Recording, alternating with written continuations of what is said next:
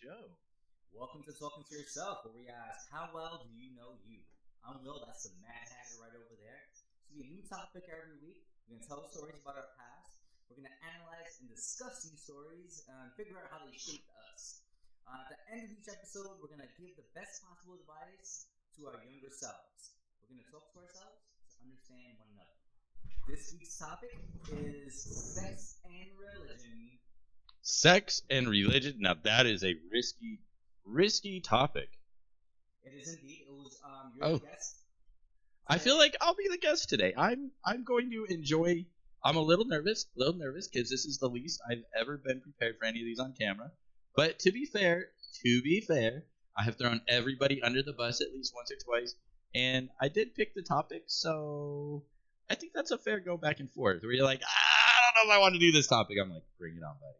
Bring it on. I'm interested to find out what your story is because mine is it's a little weird, intense. It's a little supernatural. It can we would be able to sell it to Netflix as like a sci-fi thriller. Oh, wait, who hurt you? We'll find out today. Oh, I'm ready. Oh, Jesus, criminy. Are we gonna start with the altar boy stories? You can start with your story, and I can go with mine. Ooh, okay. Well, where should we begin with that?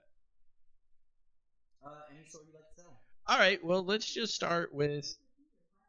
No, Google. No, you're not a part of this story. Google end. Jesus Christ. Google end. Unplug her. Unplug her. Sorry. Welcome to Talking to Yourself. Hey. All right. So the whole religion thing has always got to me.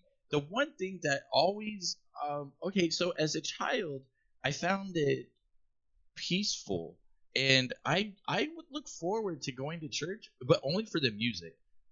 We had like the Santana wannabe, but damn, he was really good. And I don't know, I got into music, I got into the whole everybody kumbaya, kumbaya. But then as I got older, I kind of started to see it differently. I want to say around 16, 17, I started thinking it's like whenever you see a futuristic movie gone wrong, everybody's, all hail the king, all hail the king. And 9 times out of 10 in every movie, when everybody's doing all hail the king is always such a bad person. And it starts making you be like, is this where I should be? No? Yes? Because every time I go into the parking lot, it's always, you know. And I always found that the most confusing, to get to the long rabble there. I always found it, are we hailing the wrong person? And then why do we always hug and hold hands? And the second we always got into the parking lot, damn, man. It basically World War III, everybody's honking, nobody's hugging anymore, everybody's in their own bubble. And I always thought it was really cringy. For the religion part. You what? For religion and itself. Well, yeah, okay, so in a weird way, I definitely still believe in God, and maybe not the Bible, but I would like to think that there's a higher power. And what's tell me a story if you have one. Okay. That includes both sex and religion. Like any sort of story that kind of shaped who you are today, or kind of. Okay. Well, I mean, all right. Well, I feel like my parents already kind of knew who I was dating or what was going on, but I don't think they really I mean, they had to have known. Damn. I'll get to the story, but man, you ever try and keep things on the down low? But back in the day, they used to charge you for too many texts, and that would narc you out. They're like, all right, who's this number? Who are you texting it to in the morning? Anywho, my first sexual encounter, we both had the idea of religion. Even though we were going to different churches, her family was really big on church. My family was big on church. And so the whole idea of keeping the virginity was always this like, oh, no, can't have sex. But, I mean, when you start studying, like, I was literally over at her house studying homework. So I was in 10th grade geometry. She was in 9th grade. And you start, holding hands, hanging out. But then you got religion on the mind. And so, honestly, I never got to get into the well, the main hole. Instead, we had to go into the back door because she didn't want to lose her virginity. But then, like, did you or did you not? But the whole thing is like, we both were like, well, I'm still a virgin. I didn't put it in. I mean, I put it in your bum, but.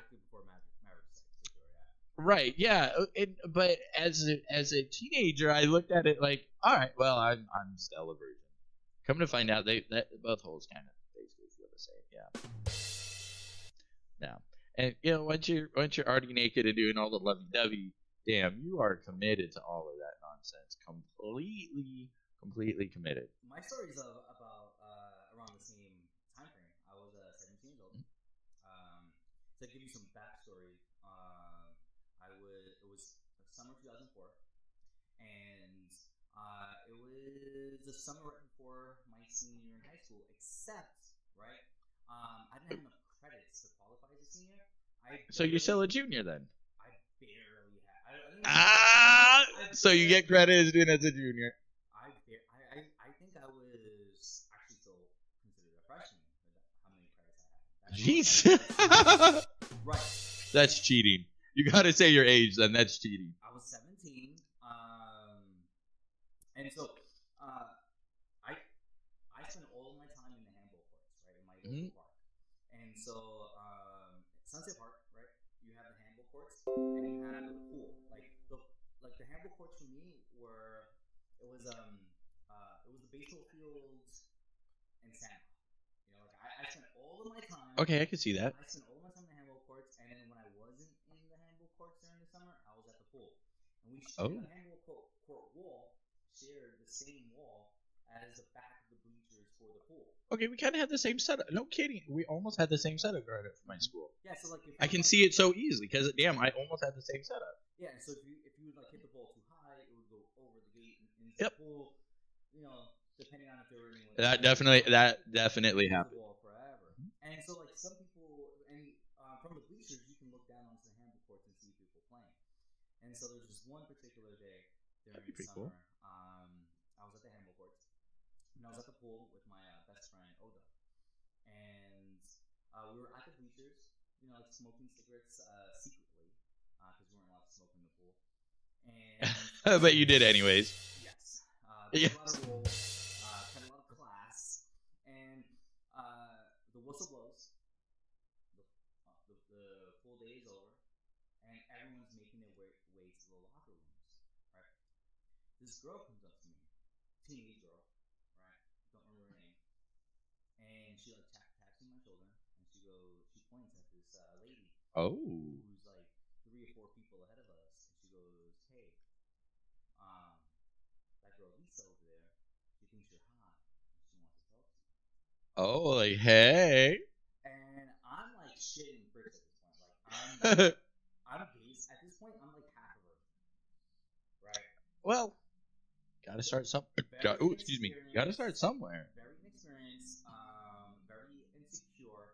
I'm not like my physical prime, right? I'm exercising every day. I can do 8 one-arm push-ups and 10, 75 pull-ups, 100 push-ups, but I'm emotionally fragile. Well, you're not. I mean, especially you're not experienced yet. But what took it so long to get to that point? We'll get there, right? So okay. It's the experience that I had before is that my mom raised me to be super respectful to women.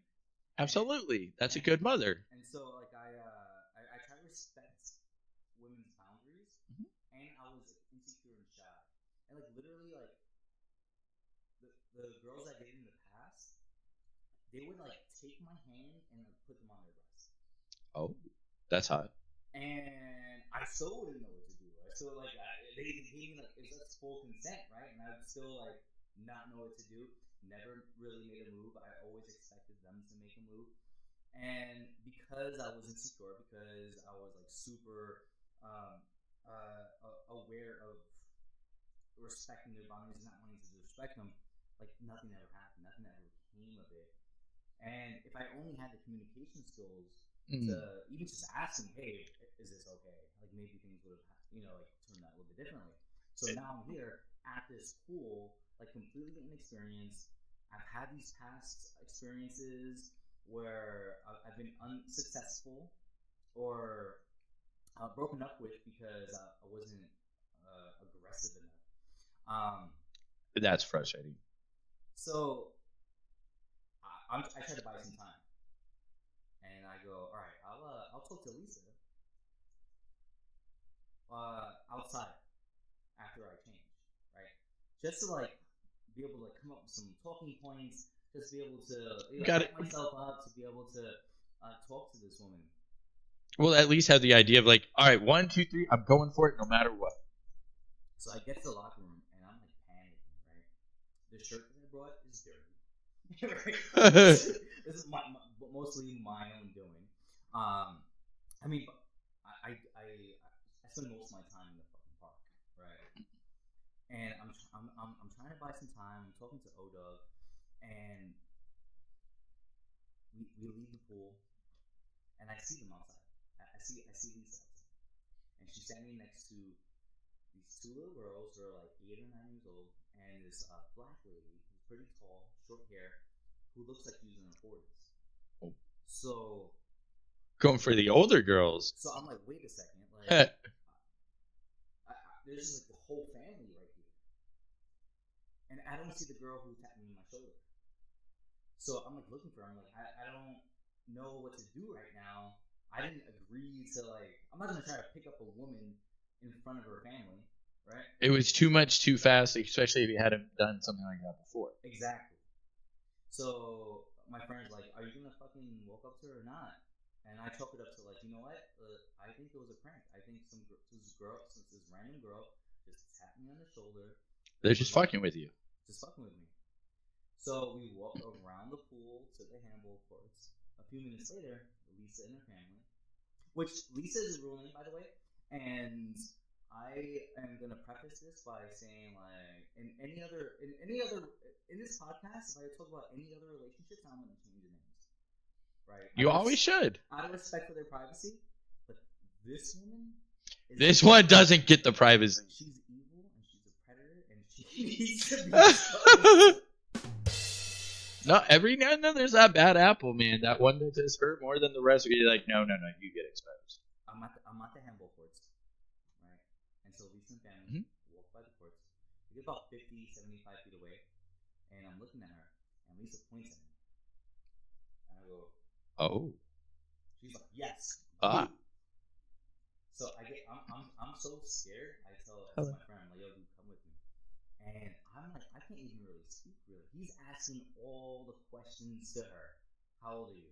She's 27. Is that your daughter? Yes. She's not.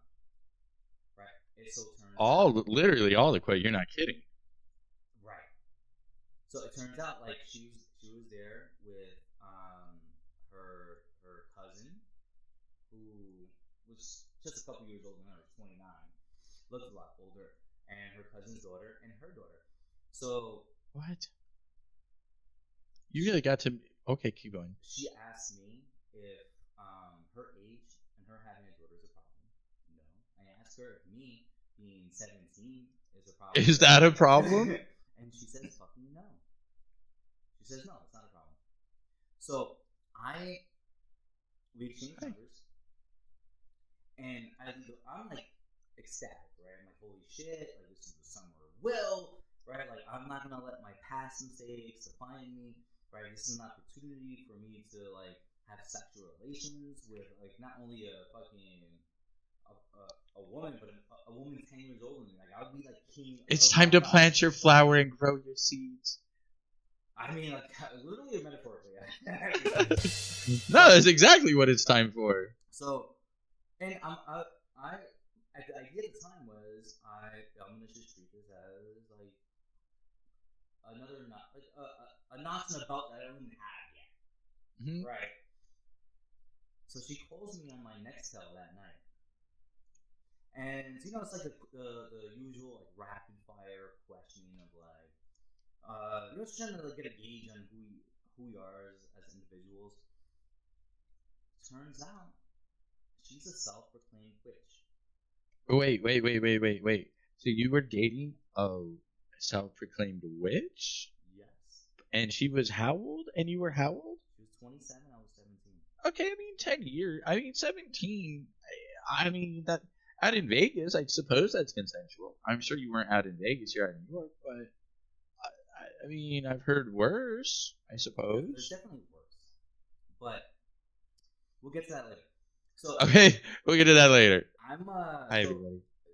Look, when I was a kid, I wanted to be a parapsychologist, study supernatural, right? Okay, so you actually were into this. Like you were like, hey baby, you're a witch. I like the supernatural. What's up? And I deeply believed in God at the time, like so much so where I thought like God specifically put me on Earth with the intention for me to change it for the better. Right, this is my mindset, right? So needless to say, right, I was gullible. I believed in everything for the most part. So, did you believe you couldn't be hurt, like you were Superman almost? I don't know if I did. Did you ever get like an angel or God or anti-God kind of complex? Where like, okay, for example, I never really felt like I was God, but I always felt like I could maybe be a superhero. And I remember trying to move the sun with my hand. I mean, mind you, I was probably like 6, 7 years old. But you would go to church and you'd be like, yo, I want to be an angel like that. I want to have the power to move the sun, the earth, or whatever.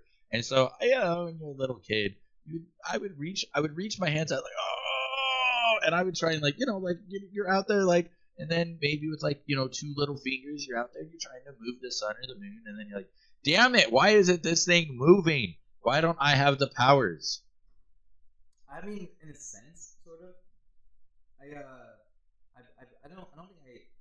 didn't believe I had special powers. Up until I met Lisa, and she introduced me to spellcasting. Okay, wait. So I was doing this at 6 or 7. Right. So then you at 17, 10 years later from me, you were like, I think because by 17 I had that shit out of my system. I was like, yeah, I'm an idiot forever thinking that. And so I still believed in the unknown. I still believed in. Yeah, I'm not saying it couldn't happen, right? Right. I don't believe in it anymore. I mean, let me get back to the story. Sorry. So, Santeria is just to give you a sense of this religion. It's an Afro-Cubano religion, and it's a mixture of 3 religions, really, right? It's like the Urubas. It's Spiritism, which is like French Spiritism, and then it's Catholicism.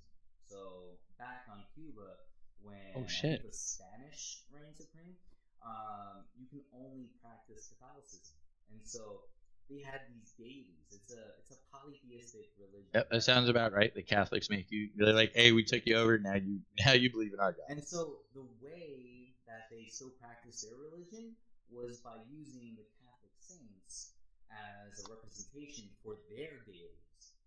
Okay, that's a little scary. So Saint Barbara is actually Shango, the fucking Reuben deity, and so there's a mixture of everyone is born with the saint, right? And this saint, it's kind of like the horoscope, right? Like it plays, has an influence on your personality, and so when you find out who your saint is as you're growing up, you'll get like a statue of this saint, and like you'll give offerings to them, like cigarettes, because these saints, these deities, aren't immortal. But they're. So the only way they can survive is if you help them, if you give them offerings to keep them going, like food, coffee. Oh, because they're next level. Okay, so they're like, would that be like a demi? Or would you call that a demigod? Nah, they're like the deities, or demigods are like half god, half human. Right. These are spiritual beings, deities that need human influence to keep on going. So is that one of those like they've ascended, but their power relies on the human power kind of thing? Yeah, right. So right. I mean, it's like a kind of a mixture, right? Because these deities from the Yoruban religion existed long before humans. I don't think they ever had a human counterpart. But when you mix in the Catholicism in it, right? A lot of Catholic Catholic saints or human who became saints through the church. Right? It's a mixture of this. Okay, that makes sense. So is that almost like the good church versus the bad church or the alternative church? No, it's mostly. Hi, everybody, by the way. it's a. Because that's kind of what it almost sounds. It almost sounds like the today's versions of like Catholics and Lutherans, where it's like, we're the same but we're different, and then they don't agree on one thing, and that's how it just gets really nasty really quick. This is like Catholicism mixed with, like, let's say, like Haitian voodoo. Oh, what? Right. What? That's what it is. It's like, yeah. So it's you can cast spells, you give offerings. Like, in order to like reach the next level in this religion, you will make sacrifices, sometimes chickens, goats, depending on how much power you want to obtain. Right. So this is what I'm getting into. Right. This is the woman that I'm dating is 10 years older, and this is what she practices. And my mom has like told me stories in her past with similar situations with this religion, but it's my first time like actually being hands-on with it. Yeah, right. You never actually really dabbled with it yet. Never really dabbled with it, and so I was super intrigued. Right, at the time I wanted to be a professional poker player. So with this.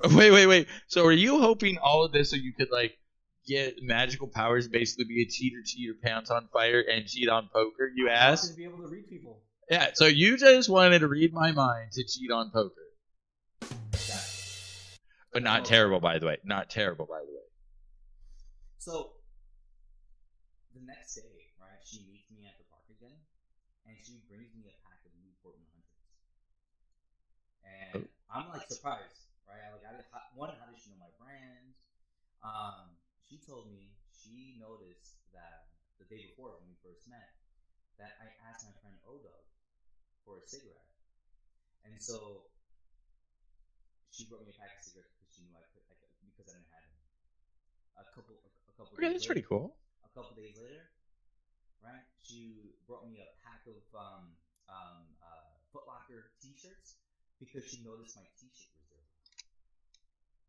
Right now, and we meet every single day in the park for the whole summer, and she fed me, she clothed me, she gave me cigarettes.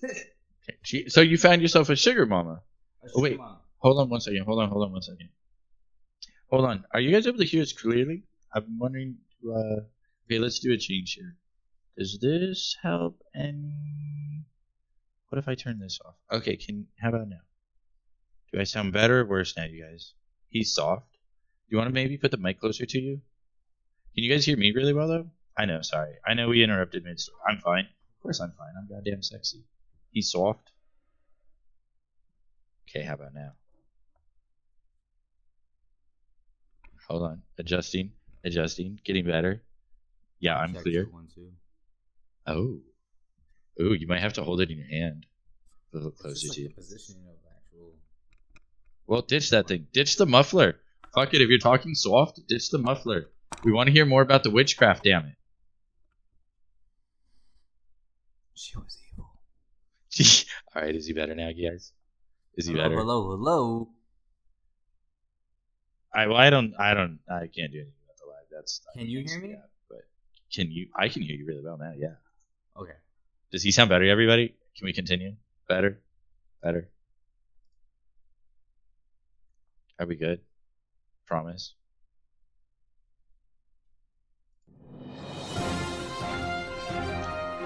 Well, that was our commercial break, everybody. And let's welcome back the one, the only Will, as he tells us about how he hooked up with a witch who ended up being a bitch. See what I did there? Oh, come on. Oh, that was golden.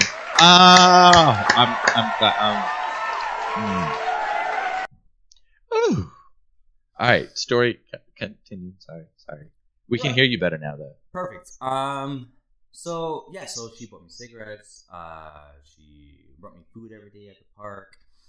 She bought me clothes. And I spent like every day with her and her family, and we would like kind of like separate from her family, try to like sneak in a kiss, make out session here and there. Ooh, okay, but are those the most fun when you're trying to sneaky, smoochy, smoochy? It was, but then like I would walk them to the train station so they can go home, and like hurry back to my apartment to make my 9 p.m. curfew. Oh, wait, who gives you a 9 p.m. curfew? My mom. Damn. Right? And I mean, I guess 9's about right. You can't stay out forever, right? At the time, like my mom had just divorced my stepfather after like a long separation, with them still living in the same apartment, and so there was a lot of arguing. Like my mom was arguing my stepfather, right? I would argue my mom because I was taking out the garbage and doing the dishes. I would argue with my brother because he wanted me to be his older brother, but I was like doing such fucking hood things with thugs. I didn't want shady things with shady people. I didn't want to include him in this life. You know, you already knew that would be a bad influence, right? You're like, no. It was just constant arguing, and you know, like a lot of it was me as well. Like I contributed to all of the arguing, and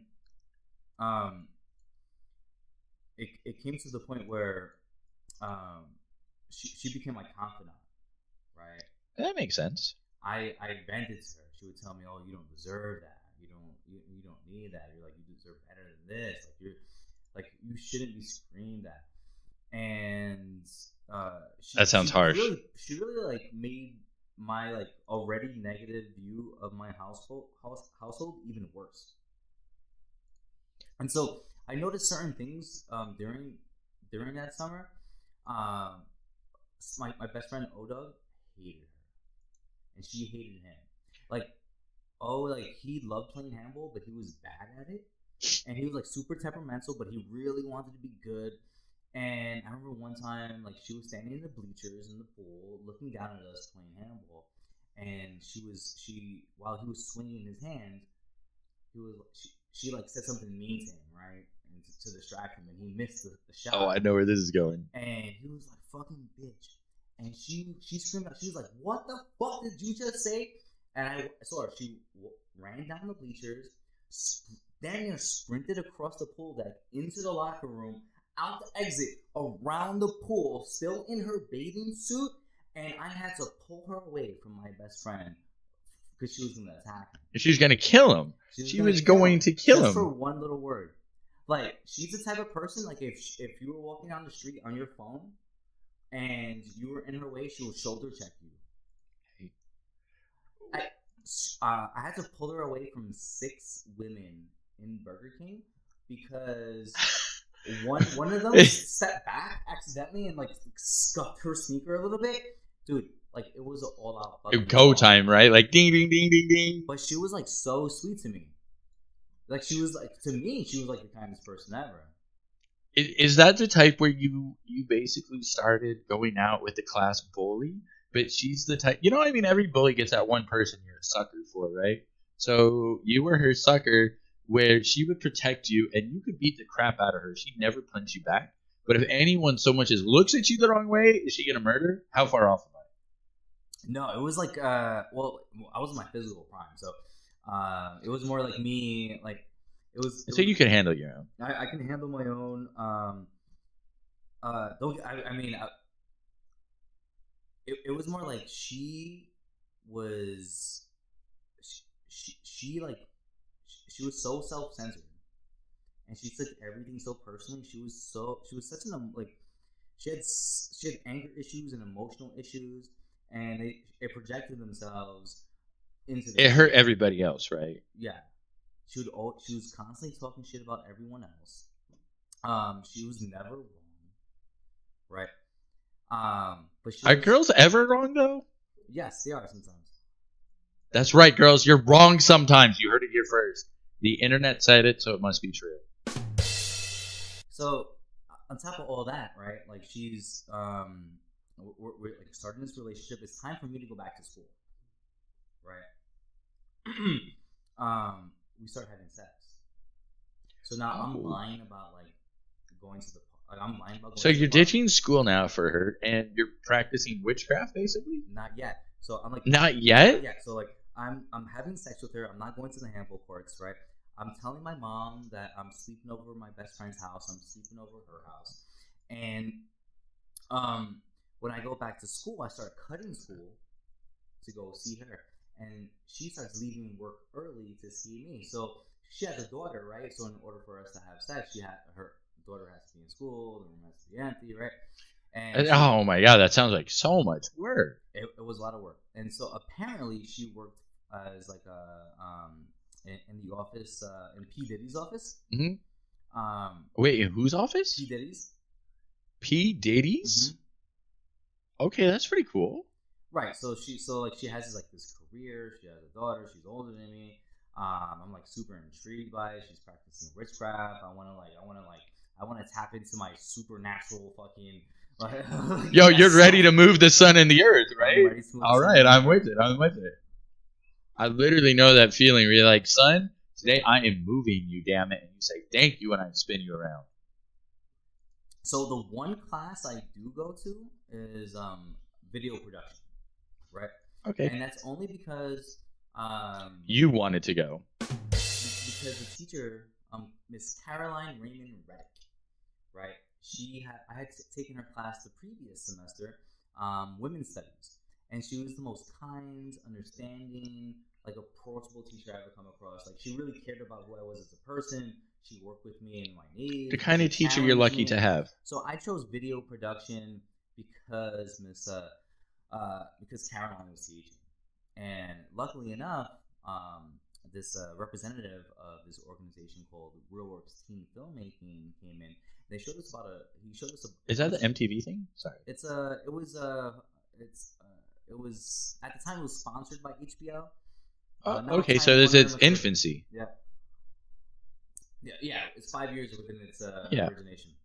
How cool! And so it so he shows a bunch of short documentaries that were made by students, gave us applications, and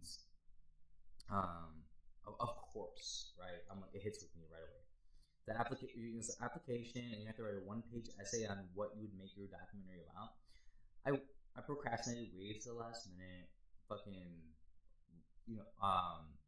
handed in the application like 1 hour before the fucking place closed on the deadline night, right? Oh my god. Okay, so you weren't even supposed to get in. You did this kind of on a spontaneous whim. I just procrastinated and fucked. Oh shit. Okay, even worse. So you knew about it, but sometimes you carry your best work that way.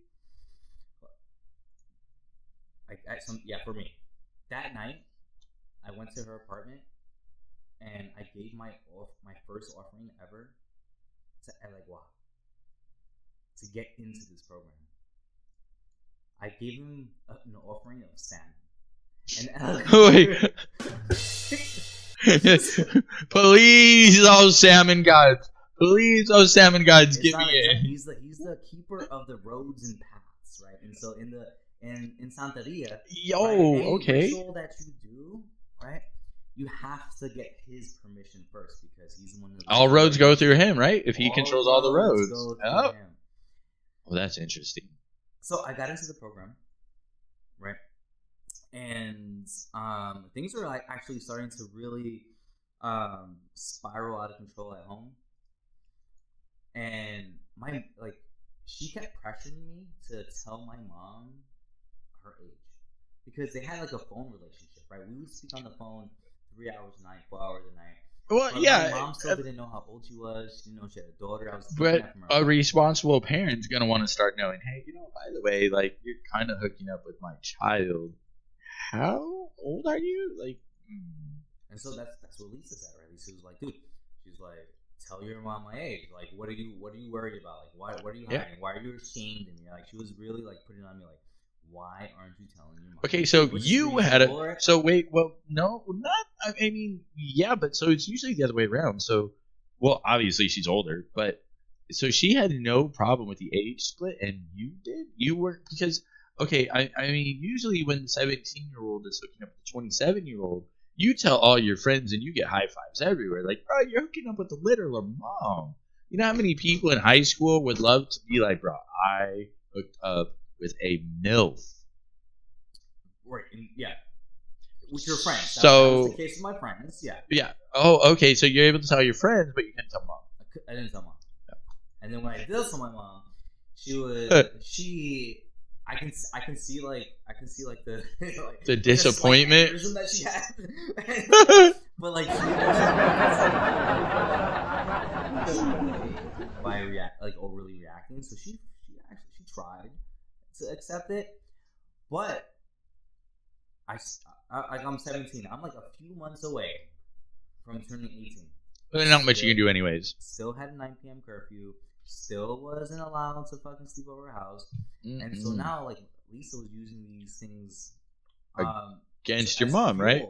She's like, your mom doesn't even like me. Like, she wants to keep us apart. She won't let me stay in my apartment. Like, she was putting things in my mind. And she was making you hate your mother without even knowing she was making you hate your mother. Yeah, she was definitely putting me against her, for sure. And like at my 4 days after my 18th birthday, I told my mom like that this is it. I'm done. I'm leaving. And I walked out as my mom and my little brother cried hysterically. You know, like Lisa basically said, "Hey, Will, I don't care that you smoke cigarettes. Hey, Will, I don't care that you cut school. Hey, Will, I know you are great. I feed you. I clothe you. Right? I fuck you every single day. Everything. And you know what? And I'll fill out your paperwork for you because I know you have bad handwriting. Like this is what she put in my head." And I moved out. Well, so in a weird way, did you? I mean, just minus the sex part. Like, did you actually finally get an adult who actually took care of you, or did the above and the beyond instead of just the basics? Not say that your mom like could or couldn't. Just sometimes just giving shelter and food is enough for most parents.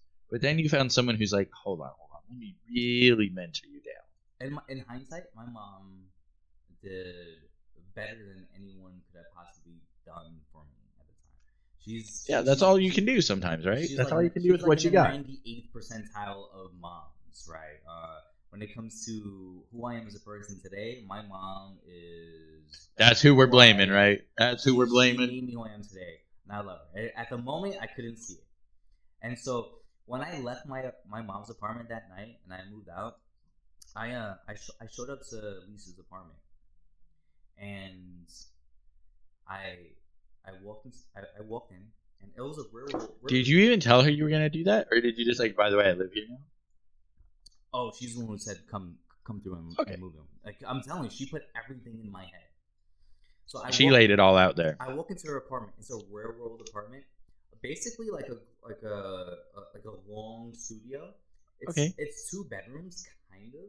But the 2 bedrooms are split by like a piece of like drywall that's like rocky, and it doesn't even go up all the way to the ceiling because each room shares the same light. Oh, like your last place. More or less. Yes. Yeah, it's got that little cringy top open, but it works. It works. And it makes the AC work really well, too, by the way. It does. She had two dogs, big dogs, chained at both ends of the apartment. The mattress was on the ground, no box spring, no frame. Right? I lay down in bed, I kiss her, she rolls over and goes to sleep. It was the first time that we spent a night together where we didn't have sex. You just were a normal couple for once, or was that the first time where you're like, "Oh my god, I'm in this"? Like what? So like everything's starting to come. Like everything is starting to like really like I turn over and there's Star Wars playing on this like little like 17-inch screen TV on VHS, and I can see like through like the glow of the TV, I can see the dust particles just floating. Right? I look. That's wild. It's cluttered. I can smell that a dog just took a shit. In the next room. Like I realized at that moment that I just made a fucking huge mistake. I made the biggest. it was the biggest mistake of my life. I wouldn't leave that apartment for another 2.5 years. Right? And she... Damn. So that slowed you down. Like, that's the rest of your teenage years. Pretty much. I proceeded to get emotionally and sometimes physically abused by that woman. 2.5 years. You got stuck. Literally stuck. Like, when you moved in, you didn't really realize that you were going to be under a different female's, like, rules or and then where do you go? What do you do? And you never were like, I think I'm going to go back to mom's. You never hit your mom up and was like, hey, mom, I'm coming home? I had too much pride. Everyone knew I was making a mistake. O-Dog knew I was making a mistake. My brother knew I was making a mistake. My mom knew I was making a mistake. And then as soon as I got there, I realized I made a fucking goddamn mistake. But I takes you back. Committed, right? Just committed. I didn't want to prove. I didn't want to prove them right. Yeah, that's stubbornness, man. Pride. Too much fucking dumb young pride. That dumb young, like, too proud, too strong, gonna figure it out otherwise. That's impressive. And that's just, I mean, that's part one. And so, damn. All right, advice time. What advice would I give to my younger self? I have some notes. Let me. So we're closing it out here. This will be Will's little ending here. Oh my god, I love this. Does this not look beautiful, you guys? Does this not look beautiful?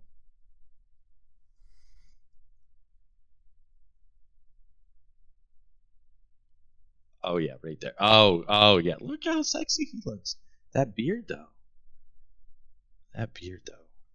All right. So like looking back, she was grooming me, like literally grooming me. She manipulated me by like buying me things like cigarettes, food, clothes, and then she sealed the deal by fucking me every day, like giving me, like, just giving me all the things that I wanted as a young person becoming an adult. And I think one of the most important things that you can learn as a person, especially in relationships, is identifying red flags. And I didn't realize at the time, but this relationship is how I learned to identify the red flags. I was 17, she was 27 with a kid, right? I had a fucking curfew. Jesus. I had a curfew. I couldn't drink. I was closer in age to her daughter than I was to her. Yep. I thought I was special, right? I wasn't. I realized that I had potential, but I didn't want to do any of the work. And I wanted so bad to achieve my hopes and dreams, and I thought I can get there with a little bit of magic, with a shortcut. Like, use like Western philosophy as its fucking finest, like pop a pill, pop a pill, lose weight. I wanted to learn some magic and be able to fucking like override the hard work that entails actually who needs success. To practice poker, right? Looking back, like, she was so confrontational. Like, that was like her like picking fights with people in Burger King and bumping people in the street. That's never gonna end, right? It's never gonna end. It's only gonna get worse, and it did get worse.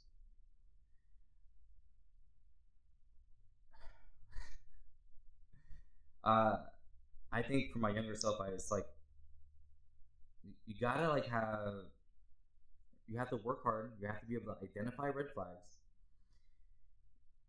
You have to. I'm lost. Lost my train of thought. I believe in you.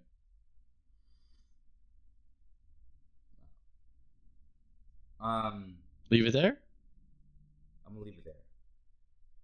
That was amazing. I don't think so. Oh, I gotta sit back in my chair. Well, to tie that all in, I feel like for myself, sometimes because I have been wondering, because I knew we would have this 5 minutes, and while that I thought all week, and I still don't have a proper answer for this, even less after listening to your story. I feel like after listening to all of this, the younger me, the only advice I could really give from this would just be try more, experiment more, like way more. And so in my case, me and my family, even to this day, we have a weird connection, love, hate relationship. Super weird. Don't have enough time for that. Maybe another day. But I didn't realize, even though I didn't always feel like my family was there or smart enough to help me, I always had their support, and I feel like I was always too stubborn to go for it. Where in hindsight, damn, I should have just went for way, way more random things and just done way stupid things. And that doesn't necessarily mean with a girl. I just feel like the same thing. I allowed the stubbornness to get in the way too much on different things that borderline, I guess I could exploit, right? If you got good family and good help, but you don't get that good help if unfortunately don't ask. And that pretty much goes at any age, right? Like if you got all the resources in front of you, I feel like I was just too ashamed for whatever stupid reason, or too embarrassed to basically take advantage of that. If I got a redo on all this, damn, I would take advantage of every little resource I have in front of me. Jesus criminy, would I ever. Want to say goodbye to everybody? Oh. So that being said, everybody, this was the one, the only Will V. Cain. You can add him on the Instagram at I'm at risk.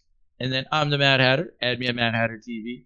You guys make sure to add our YouTube. We'll be doing this on downtown Las Vegas Good Buddies. We're gonna take. So what's going on now, guys, is we have 3 hours of broadcasting. So we'll be switching, and then I'll edit it, and then make this into. Well, more or less, we'll be making this into 3 different videos. We'll post it on the YouTube, the Instagram, and this will be a weekly thing that we're doing. So no, I'm not leaving. I'm here for another 2 hours. The next segment is going to talk about friendships and relationships, and this time it'll be with all the good buddies on how you pick friends, how you pick coworkers, how you interact with coworkers and friends, and then everybody that wants to stick around, I guess what you could say, all my stoner friends, they're going to come over and do the same thing, and we have a group at 9:30, and it'll also be about friendship, but more in the pot smoking community aspect. And we'll have a girl guest, and we'll talk about the female version and the male version. So basically, there's 5 of us we've put together. We're the downtown Las Vegas Good Buddies. So we'll have Will, Scott, Vladimir, Vinny, and myself. I guess you could say the niche hopefully will be me as this goofy ass red panda.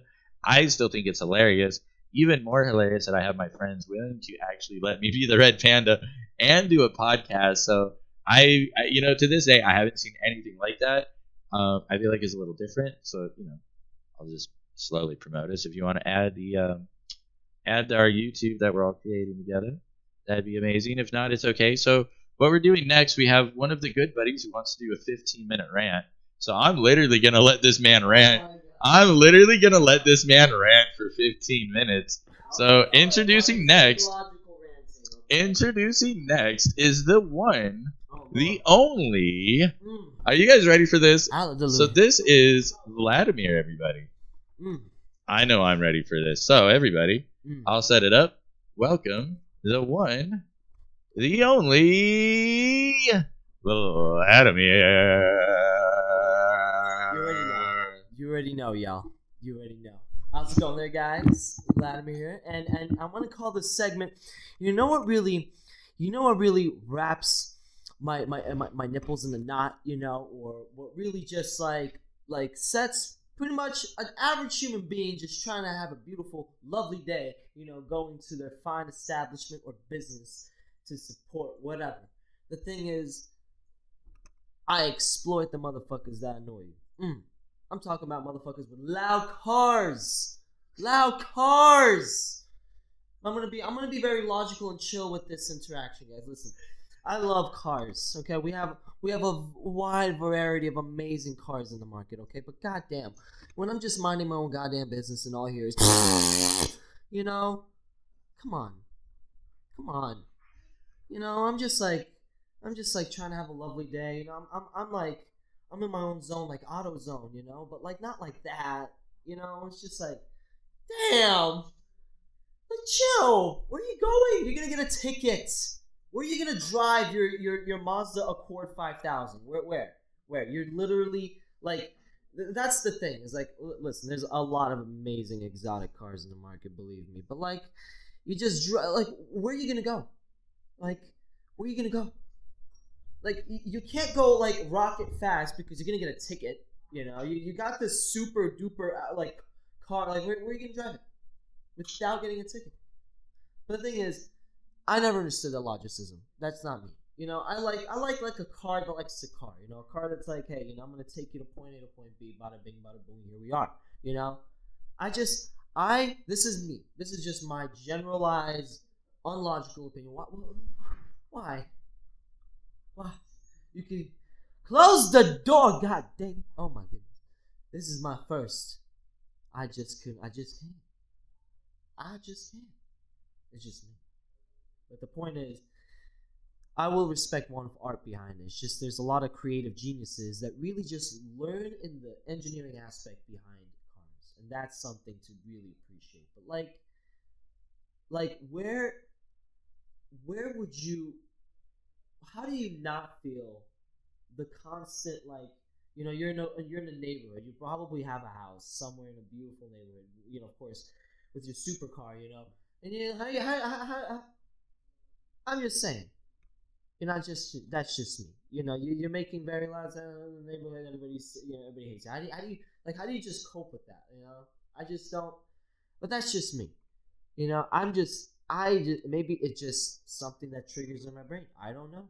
It's just the cars are something else, you know. You know, I see it more as like it's a utility.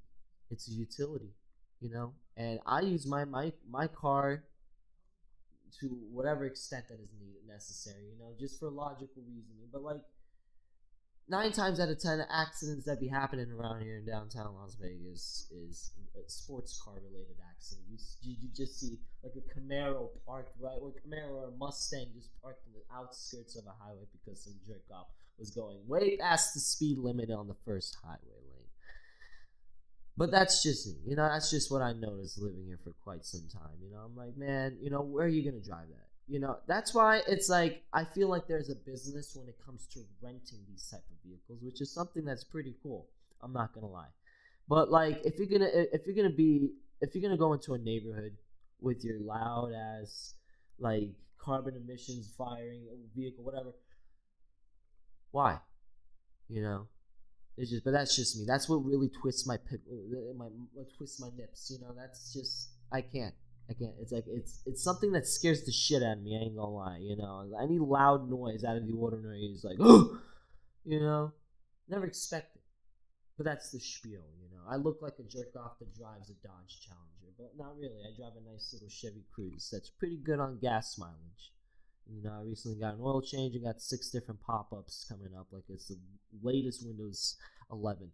You know, the point is, cars are cool. They're amazing, you know. They're just, there's got to be a way where we could just perfect the perfect car, you know, with the mathematics and the logicism and overall engineering aspect just combined together to create a perfect vehicle that fits both aerodynamics. You know, that's why I always say to myself, a collaboration is the destination, y'all. You know, you collaborate with other young, you know, like peers, you know, you understand, you know, the idea behind that idealism, you know. And that's why it's something that I've always wondered why a lot of car companies don't come together and just create that perfect vehicle. You know, I have such an appreciation factor when it comes to like certain like companies such as Toyotas, you know, Nissans, Hondas, because they are built for quality in the last. Subaru specifically, you know, high quality parts are being integrated in these cars. It's amazing. And the thing is, cars are just going to get better and better, but year by year, month by month, and it's such a beautiful transition that we're seeing as of right now. I can't really say much about the car world. All I know is I watch Supercar Blondie on Facebook, and I've been seeing amazing advancements within the motor vehicle department. I think it's really cool. But shit, I've always just, best way to summarize it is don't be a douche. If you're in the neighborhood, put a muzzle in your car or something. I don't know. That's just me. I don't know. There's got to be some kind of thing that you could put in your car and whatever. I don't know. I don't want to get really deep in that. I'm just saying it's like something a lot of people struggle with, just, I don't know. Maybe it's just me. Maybe there's other people around like that are just trying to live their lives and hate hearing loud noise, Thing is, it's just a, what is it called? Like a pet peeve, right? It's more of like a pet peeve. I like to summarize it as a pet peeve, And typically it's just like, it's annoying, basically. And I feel like, yes, it probably makes you feel like you have a huge dick when you're driving your super powerful speed machine. But I probably understand. I probably can't relate. I never really had a super fast car. The only fast car I really enjoyed was a Tesla, and that shit took me 45 to 100 really quick, and I enjoyed the shit out of that. I really felt my soul coming out of my body.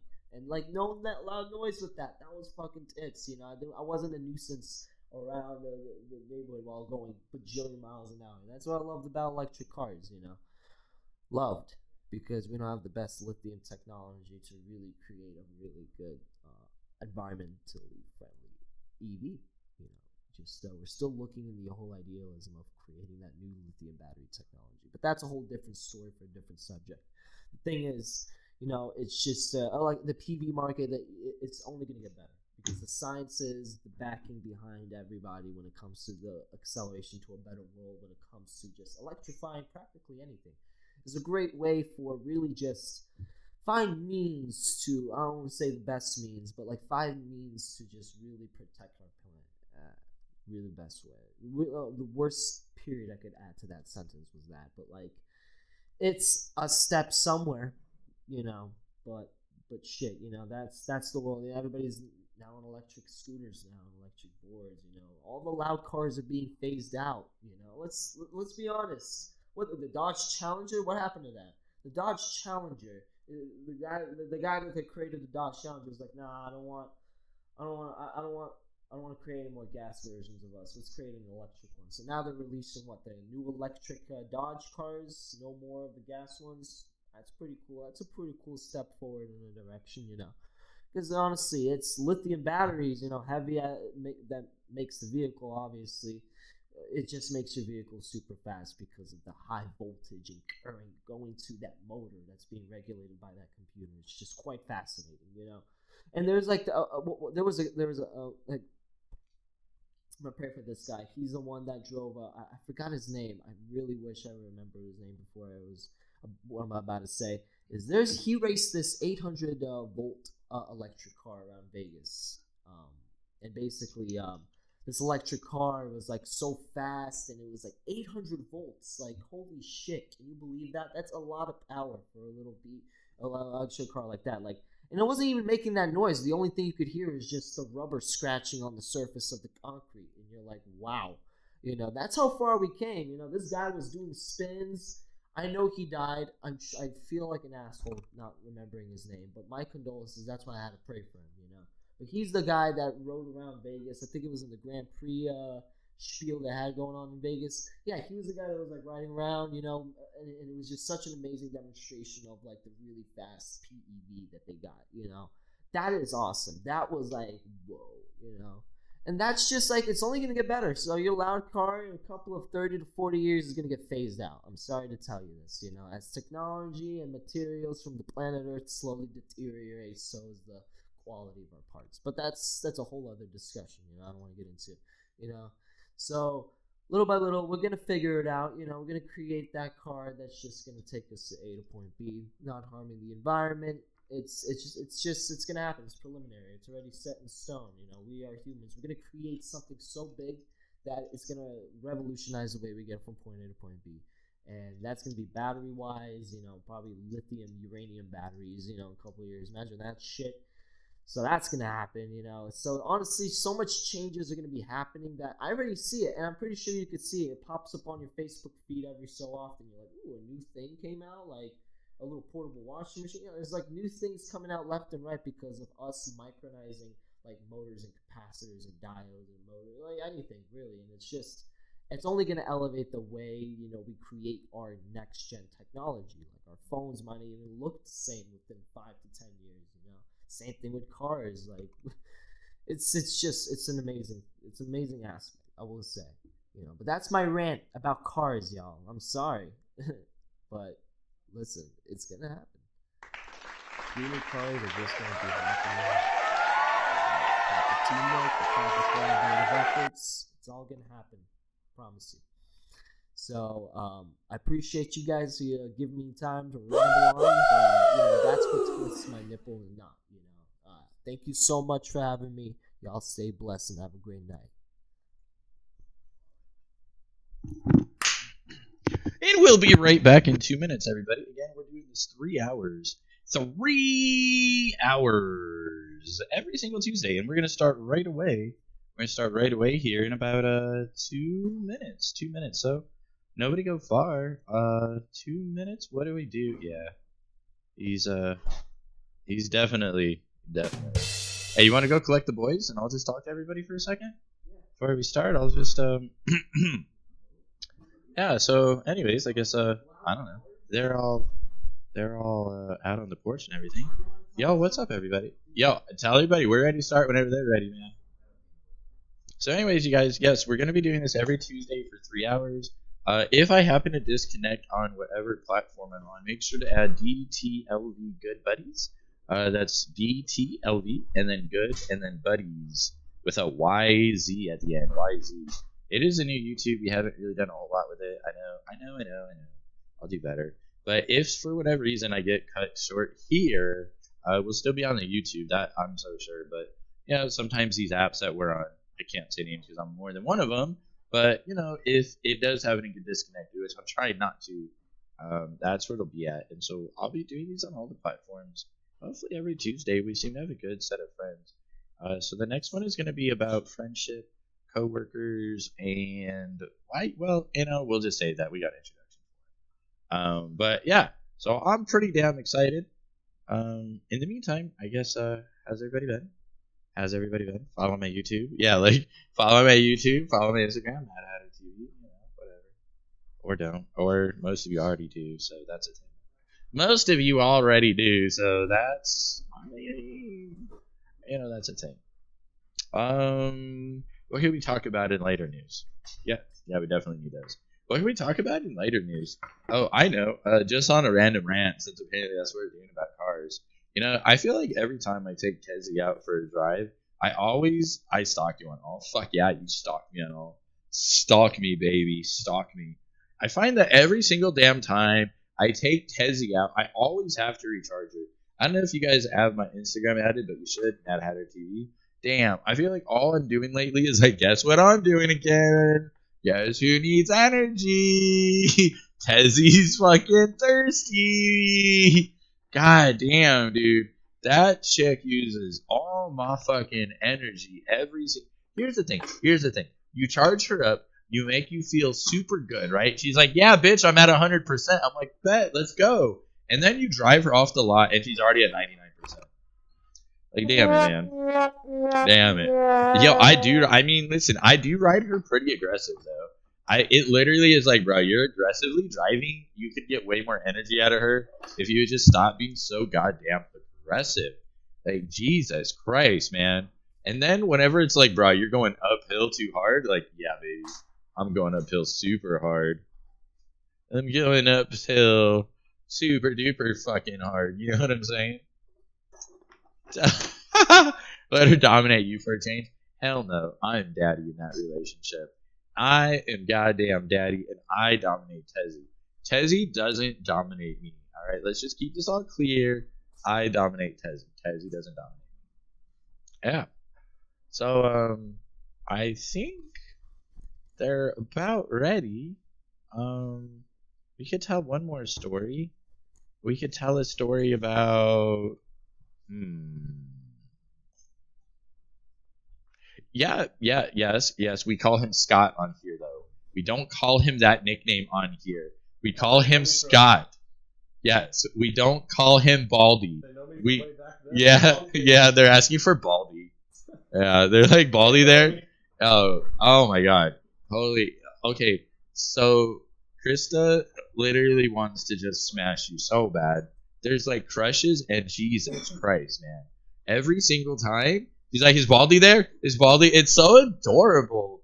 Oh my God. And then she talks about your muscles.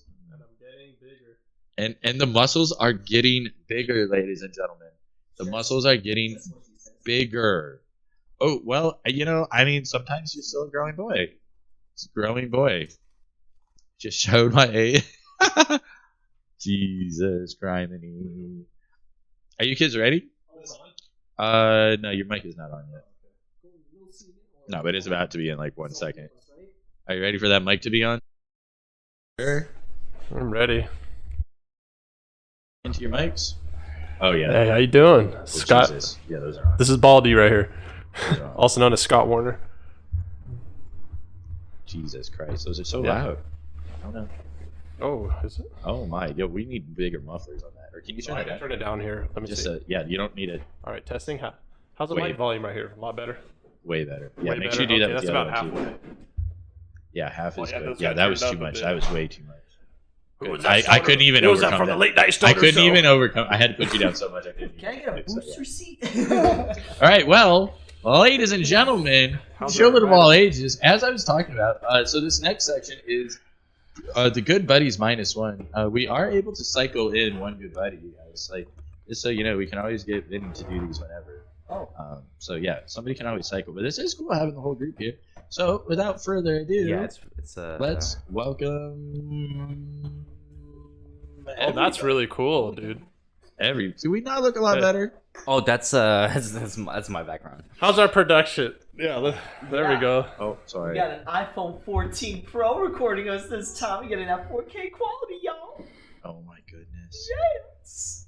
Oh, 14 know, Pro we know adds we care 14 about pounds. You know we care about y'all. the camera adds 14 pounds. Don't worry. Yeah. Oh, I look good over here. I finally got my little section too. Yeah, look, you got a nice little. nice. You got a nice little Yeah. shave right here too. Look at him. He's been to the Right. barber. Yeah, the other camera made me look pretty, y'all. The iPhone Pro 10, you can see all my pores. With the goggles for Yeah. the sandstorm, let's go. Wait, Darude. All right. Well, without further ado, It's basically everybody, a sandstorm outside. let's Oh no, there's a huge sandstorm outside. take us off, man. What are we talking about today? Well, today, yeah, we're talking about friendship. We're talking about acquaintances and coworkers, how to deal with them, how to build friendships, maybe how to where to draw the line. What do you tell your coworkers, what don't you? Because they could use that information to stab you in the back. Like, do you go out with your coworkers? Do you go, extracurricular activities with them? Do you do stuff like that? I mean, I don't always do that. I could be really cold at work, but I could also be a great friend though too. But I also keep it in a parameter of work, just because I know in the back of my mind what I'm doing is too valuable to lose, and I've worked so hard. It's like one little thing could throw away your whole career, and whether you meant to or not or whatever. Now, if you're just a bad person, okay, fine, you got caught doing something stupid. Like that's why I don't like, for example, I don't have relationships with coworkers, female coworkers. I don't do that. And friendships, I'm very, very, very careful. I'm trying to think of a friendship I've had, like at least in my adult life. And when I say adult, I mean like 21 plus. So that's some stuff to think about. It's like because in some jobs it's like you might not. Well, actually, more so like the area you're in. Like you might want to be friends with coworkers. There's not a lot of people out there that can relate to what you do. So that's something interesting we could kind of touch bases on. And that's kind of where I want to go with this. Is like like what makes a good friend. Are you always like tallying, keeping points? Some people do that. But I feel like how I make friends. I usually I might do something for them. I might, I'll buy you lunch. Oh, here's a beer. Here's something like a little gift maybe, or we might have something related we could talk about. Say for example, I met this guy at the gym. It's like, oh, well, you're doing this workout. I'm doing this. Let me spot you. Oh, okay, cool. And then it's like, oh, wow, you already. And then like, he's like, wow, how long you been working out for? You're already doing that much weight, blah, blah, blah. Like hyping me up. I'm like, oh, yeah, well, what about you doing this? You know, so it's like, guys are easy to make friends with. You know what I mean? It's like you can talk about anything. Or it's something that's like something you like to do. I mean, so that's kind of like where I want to go with this. But some of my best friends in my life I've met through work, right? If you think about it, if you have a 9 to 5 or if you work 40 hours a week, that's 33% of your life, right? So I mean, if you're not friends with your coworkers, then you're probably gonna have a bad time at your job. The way I see it,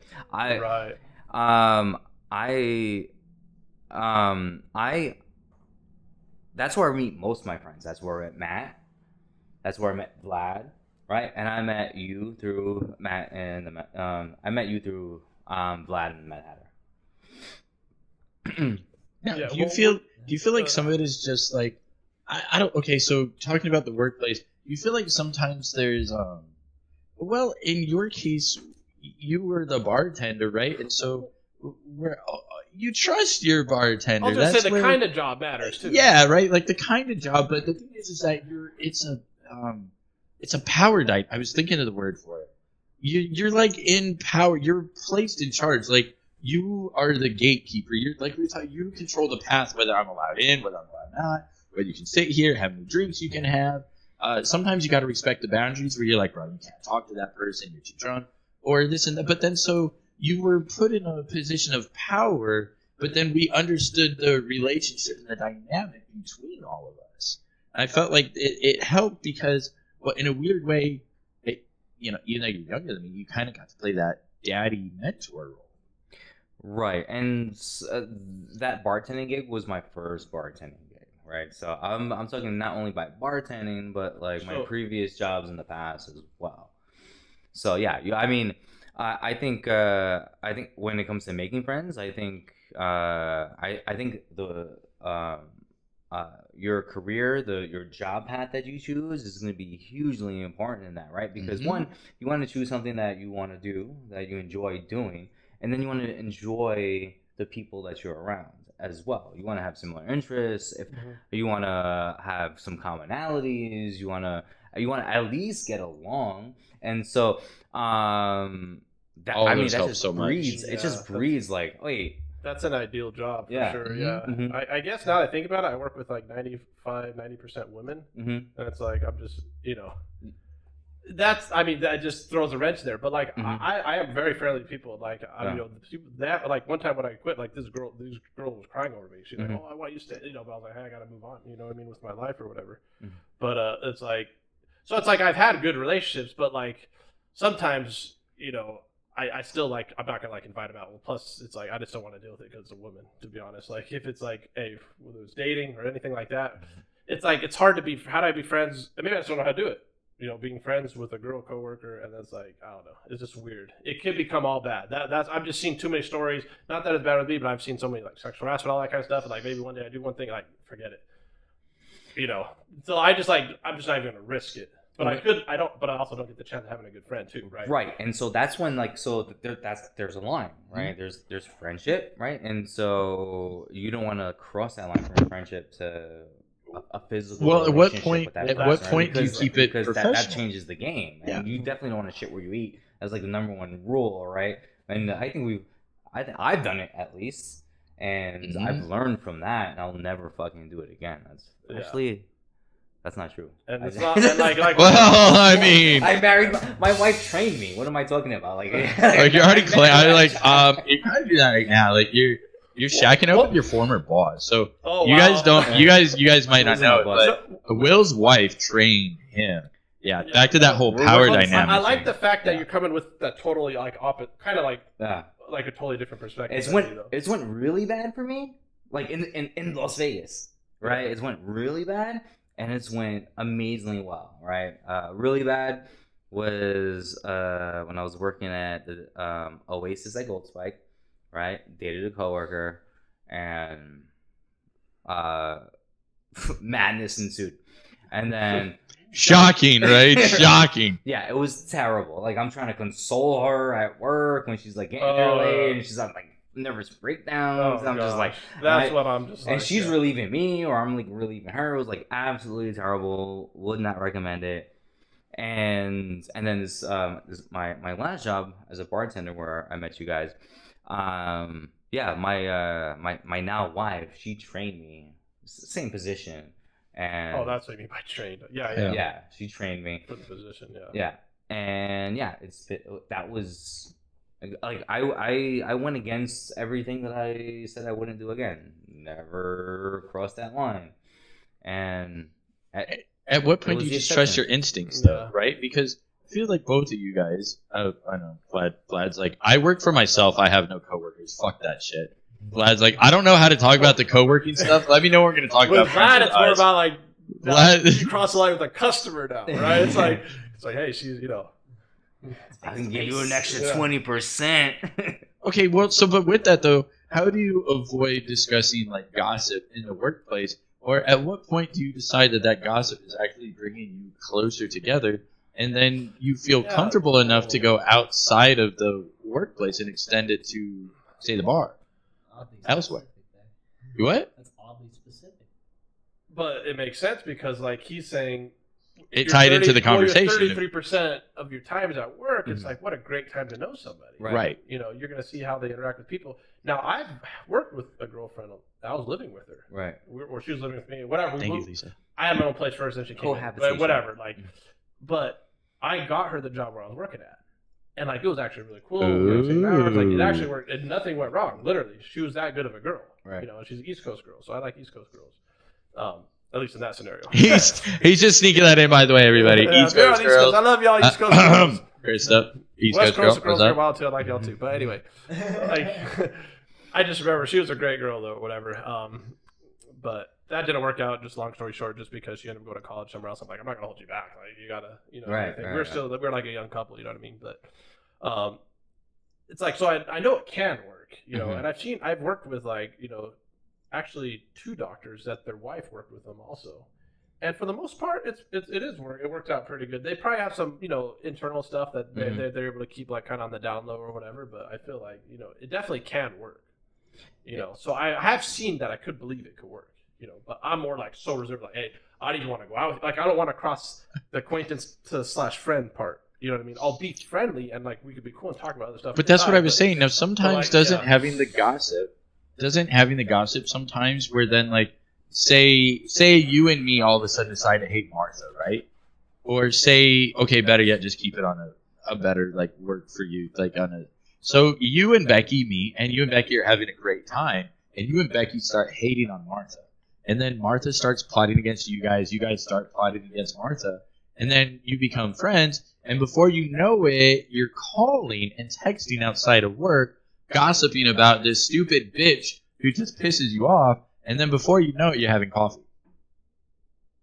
Yeah, I'm not trying to be involved in all that gossip. I could just tell you right now, that ain't for me. Like, no, I'm good on all that. So where do you draw the line on that? Yeah. So the thing I think why I get along with a lot of people is because I defend the person that's not in the room. I'm not talking shit about the person who's not in the room. Like, it's not fair. Like, they're not there to defend themselves. They're not here to defend themselves. I would want someone to defend me if I'm not in the room. Someone's talking trash about me, right? Because it's like a lot of things are taken out of context, whatever. Like, or like there's personal issues between people that I have nothing to do with, right? I'm never gonna let someone else's opinion of someone else affect my view of that person ever, right? Because that's not my experience with that person. That's a conscious effort. Yeah. And so, like, because imagine someone having a bad experience with me for whatever reason that it is, right? And they go around telling everyone that I'm a fucking asshole. Like, well, am I an asshole? I might be, right? But, like, you're not gonna know that until you actually deal with me. Yeah, but if someone had told me that before, I'm still gonna keep it in the back of my head because now I can't unhear it. Right. Like, oh, well, he did this. But I'm like, oh, okay. But I'm like, let's say I've known you already. I'm like, well, I didn't know. Like, I don't see that. Ooh, okay, so but like, now I try to. To not. That's the problem, though, you guys. That's the problem, though, gentlemen. That's the problem. Then you get friends from, say, elementary school that then you're 30 years old making excuses for them because you see them differently where you're like, Oh, well, that's just how Scott is. No, that's Scott's a good guy. Scott didn't mean to upset. Scott didn't mean to do this. Scott didn't. No. And then you're making an excuse because all that person has done is been reliable, comfortable, been there for you. But at the end of the day, like we were talking about with Will's ex, sometimes they're a really bad influence and a piece of shit. But you defend them. You take heart to them because, oh, I've got this long-term relationship. We've got history. Isn't that sometimes you got the nostalgia. Distracting as shit? You got that young nostalgia of all the good times you had as kids. That's, or whatever. Yeah, and it's dragged on. It's like, and maybe they became a bad person or a worse person, or they didn't grow or whatever, or they're keeping the same tendencies because they never had to change. Right, and it's like in friendship, right? So like what defines friendship?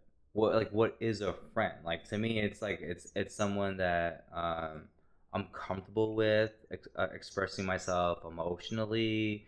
I am sharing information with them.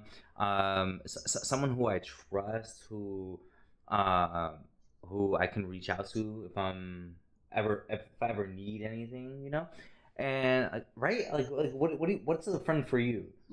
Ooh, because I was writing this down. I was writing this down while he was talking. Because that one hit the deepest, and I didn't really know where to take the conversation. But as he was giving his intro, so 4 big things. I was writing them down. Okay, first, you got to be able to keep your word. Mistakes fucking happen, man. Like, just because things don't go your way or whatever. But you have to know at the end of the day that they're keeping their word. It's 100% honest. And that goes to number 2. They're honest. Keep your word and be honest. That's fucking huge. But the next one, and because sometimes I do go out and I do party too hard, but then some days I don't want to party that hard. And the biggest thing is respecting the boundaries. If I say I'm going to play this way today, respect my boundaries. Don't try and push this shit down my throat. The same way if you say, hey, I'm not going to, then all right, respect the boundaries of whatever that play is, or with girlfriends, or going out and partying, or rules of engagement with however we're going to interact with girls. And the last biggest one for me was they're fucking reliable. Because I can't tell you how many people I've been there for, and finding a good buddy who's consistently reliable when no one else is there for you. They just fucking show up. Not because they have to, but because somewhere deep down they actually want to. In a weird way, they actually want to. They don't have to. They don't look at it as a struggle. They're actually like, yo, bro, that's fucking hilarious. It sucks that your life sucks today, but yo, my whip is good. I'll see you in 20 minutes. Like, that's, fuck, man, that's so huge. Yeah, with someone who's there for you, like with no gain, right? Like I'm not trying to I'm not trying to gain, like I'm not trying to profit off of our experience, right? Like either financially, sexually, right? That's all of it. Yeah. Yeah, it's no expectations necessarily. Yeah. Well, it's just in the nicest way. And I've been saying it, so it's nothing new to you guys, but it's convenient. You all are insanely convenient to hang out with. It goes back to the nobody judges. Y'all let me do whatever I want. I let you do what you want. When we all have a moment, we can hang out. Let's go hang out. And if I don't see you guys for a month, previous to this podcast, sometimes that would happen. I never worried about you, never concerned. I just knew you were doing your best. I was doing my best, and we catch up when we catch up. It's not, it's not that like you don't want to hang out all the time. It's just like, well, shit, man. Will's being a full-on principal, teacher, running lectures, running this, running that. Got a goddamn wife. Home skillet in the middle here. Jesus Christ, homie thinks he's gonna make his own warehouse, be the next Elon Musk. And then this nerd over here. Do you look at those? Look at Jesus Christ. Oh, there's a big muscle. Oh, more up here. Sorry. This is fun looking like this. Look at those muscles. And this man takes care of people, opens them up, cuts them, veins them. Jesus criminy, man. And so sometimes, and he runs his own hockey program. It's crazy. But so sometimes when everyone's doing their own life, you don't have time for the pitter patter. You gotta get at it when you can, though. Yeah, and I come to the friends, like, I like friends that they have their own thing going on. You know what I mean? And it's like we're all from different walks, I don't want to see you every day. Yeah, I love you guys. Like, I don't want to see you every day. There's a point where, like, if you start seeing me 7 days a week, 24/7, like, you're just like, dude, maybe you will get sick of me or not. But the fact is, it's like you've been here for a minute, and it's like, Yep. Well, there's gonna be a point where you gotta clean your underwear. You know what I'm saying? You gotta do some laundry. You gotta like, take care of business. You know what I'm saying? If you're out there doing nothing. I'm so sheltered. I'll admit You're this so right sheltered. now. I didn't have to do my own laundry till I was finally single in Vegas. My mother or my girlfriend. Okay, I kid you not. Terrible. I didn't do my own laundry. I didn't do my own laundry until I was 30 years old and finally single and in Vegas. I kid you not. No, my girlfriend's always did my laundry. No, my mom always did my laundry. Yeah, I'm spoiled. Whatever. Fuck off. See, Mom, this is why I still have problems in life. See, to this day, Mom, my friends still fucking make fun of me. This is why you couldn't cut that umbilical cord soon enough. God damn it, woman. Fuck, man. I love you. Well, it's like my girlfriends. I never like thought, oh, they have to like clean my shit. I always did it myself because I was always independent. But in my mind, I was like, well, I want to make so much money one day. Maybe I will have a maid and give her a good like. In other words, I don't need a woman to do like those things for her. I want a woman that I could be having fun with and doing stuff with and like other activities like that. But I'm just saying, like, if we all hang out like 24 hours a day, like eventually you got like there's something you got to do to maintain your lifestyle, right? Whether it's work, I mean, working is the easiest answer. You got to go make some money, right? And a good friend is going to contribute to the things that you're trying to do, right? As opposed to a bad friend who is going to like distract you from those things. That goes back to they're reliable. Yeah, we've talked. They respect. They're reliable and they respect your boundaries. What's like a bad friend then? We should go into that. You know, what would be a bad friend? You know? Well, okay. So do you think it's more on who inspires you or who challenges you, or is that why we're all friends because we have the same interests and values? And there's you inspire me or you challenge me. Like right now, Will was talking about earlier. I'll throw you under the bus. Will's like, bro, I'm camera shy. Yeah, well, here we are, fucking in front of the camera right now, you know.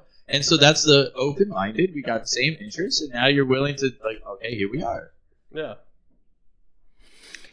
Yeah, I mean, so like, there's a. And maybe they never really were a friend. Vinny! That's possible too. But I don't. Well, go ahead. I don't want to cut you off. Yeah. I don't think necessarily like you have to like I said, you don't have to gain something, right? It doesn't have to be inspirational. It doesn't have to be challenging. Like we can just connect on one thing that we like, and we can do that together, and that can be our friendship, right? So like, okay, but that's buddies. So what's the difference from buddies and good buddies? Well, no. So now that's again, we had to define what these words mean, right? Right. So like, look up the Webster's fucking. Oh God, here we go. Actually, you should. Here we go. Because you should actually, but like real quick, like about the good, like it's like I got so many hockey people that I know. Right, and that's just the one thing that you connect with. It's like but we and like not all of them we do other we just do hockey. Right, that's and we have all a great you time. do. We might talk about other stuff like right. that's cool, but like we're not going out and hanging out because then it's just like well, too many people. Is that just an acquaintance or a teammate now? Right, what separates I would still call him a friend though. See, that's the thing. Right, but it's how I'm defining friend in my mind. Exactly, too. And I think we should look up the definition. What's the most? Okay, so a buddy, good logic, a right? buddy, what's the proper friend? Okay, a buddy is a verb to become friendly, usually used with up or with. Buddy as an adjective featuring a friendship or partnership between the two main usually characters. So what's friends? So that tells you nothing, basically. So yeah, right. Right. So define friend. Okay, a friend. It's basically friendship. Okay, a friend. Buddy's a friend. friendship. Okay, a friend. Right. A friend by definition, one attached to another by affection or esteem. Okay, so an if I acquaintance. boop you in the belly, I better not get yelled at or thrown at. So I'm just saying, like, if I just boop you in the belly, as a friend, I get to have that privilege. I dare you to poke him in the belly. No, I get to because it's like that's part of I'm a weirdo. You know, I'm just like. Okay, yeah, sure. Then poke. Okay, sure. Both of these males are bigger than you. I dare you poke one of these big guys in the belly, bud. Poke one of these big guys in the belly if you're so confident with that. See if they'll throw you or not. Oh, Scott's ready. Yo, Scott's like, bro, I'm about to throw you, bud. Yo, Scott's already flinching. Oh, look at these guys. Yeah. Okay, poke him in the belly then, funny man. Come on, I'm waiting. Come on, funny man. This is like where the challenge comes. Like, oh yeah, who's gonna? Well, I can't. Damn right. Like, if I had like a space to run away, yeah, I would be able to. Right. That's what I'm saying. You got nowhere to run. Yeah. You're literally trapped in the middle. Exactly. You are that little kid in the middle of the seat. Yo, if this was a car, you would be the guy in the middle seat. You don't get the window seat, bud. You're too tiny. You sit in the middle. Yeah. Okay, jokes like that. I feel like That's a big thing. Yeah, it's like you could say certain kind of jokes that you may not normally have said. You could kind of be more yourself, a little more playful in a different kind of way. You know what I mean? Yeah, I could see that. Oh, yeah. But then, like, it comes down, like, if someone says, hey, don't do that, it's a boundary, then you have to respect it, of course, right? But it's hard. It's like you tell them, like, yo, don't touch my alfalfa. I get really upset. And I'm like, dude, it's like right then. And fix it then. It's like...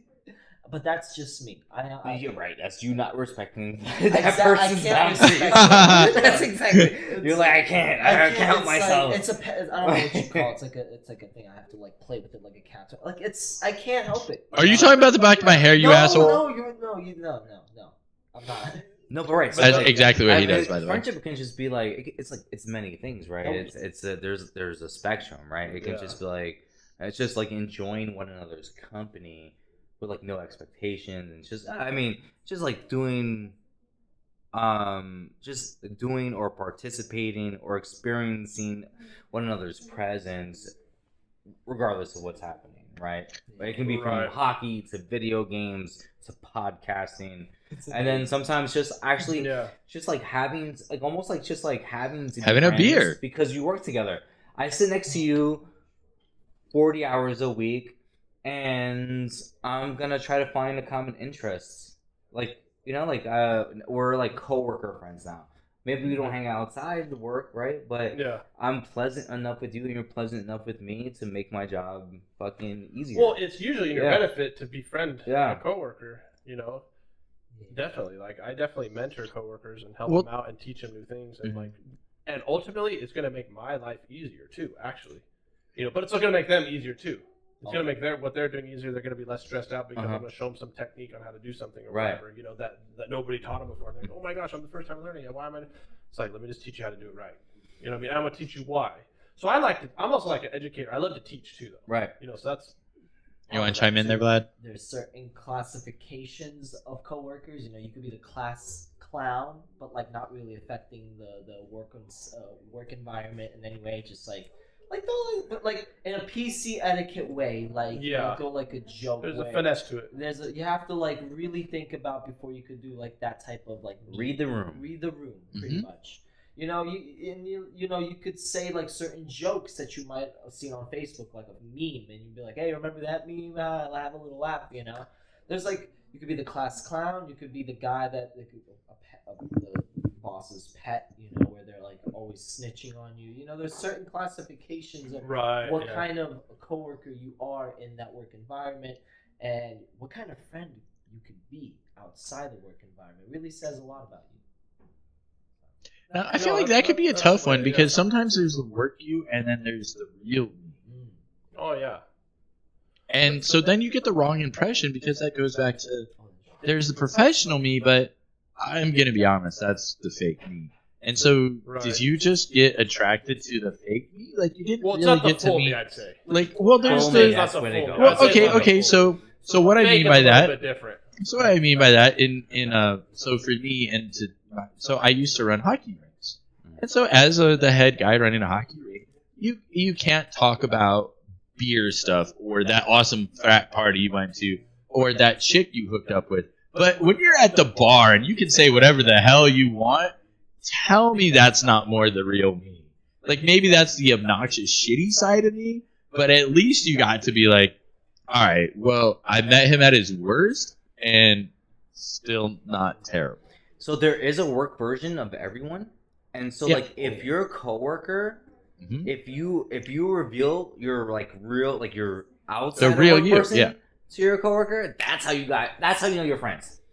That's when you're not there's no filter. You're just complete genuine. You just relax. This is who I would say I give a moment to that. Yeah. I 100% give a moment to that. But I feel like in the workplace, I don't draw out a joke.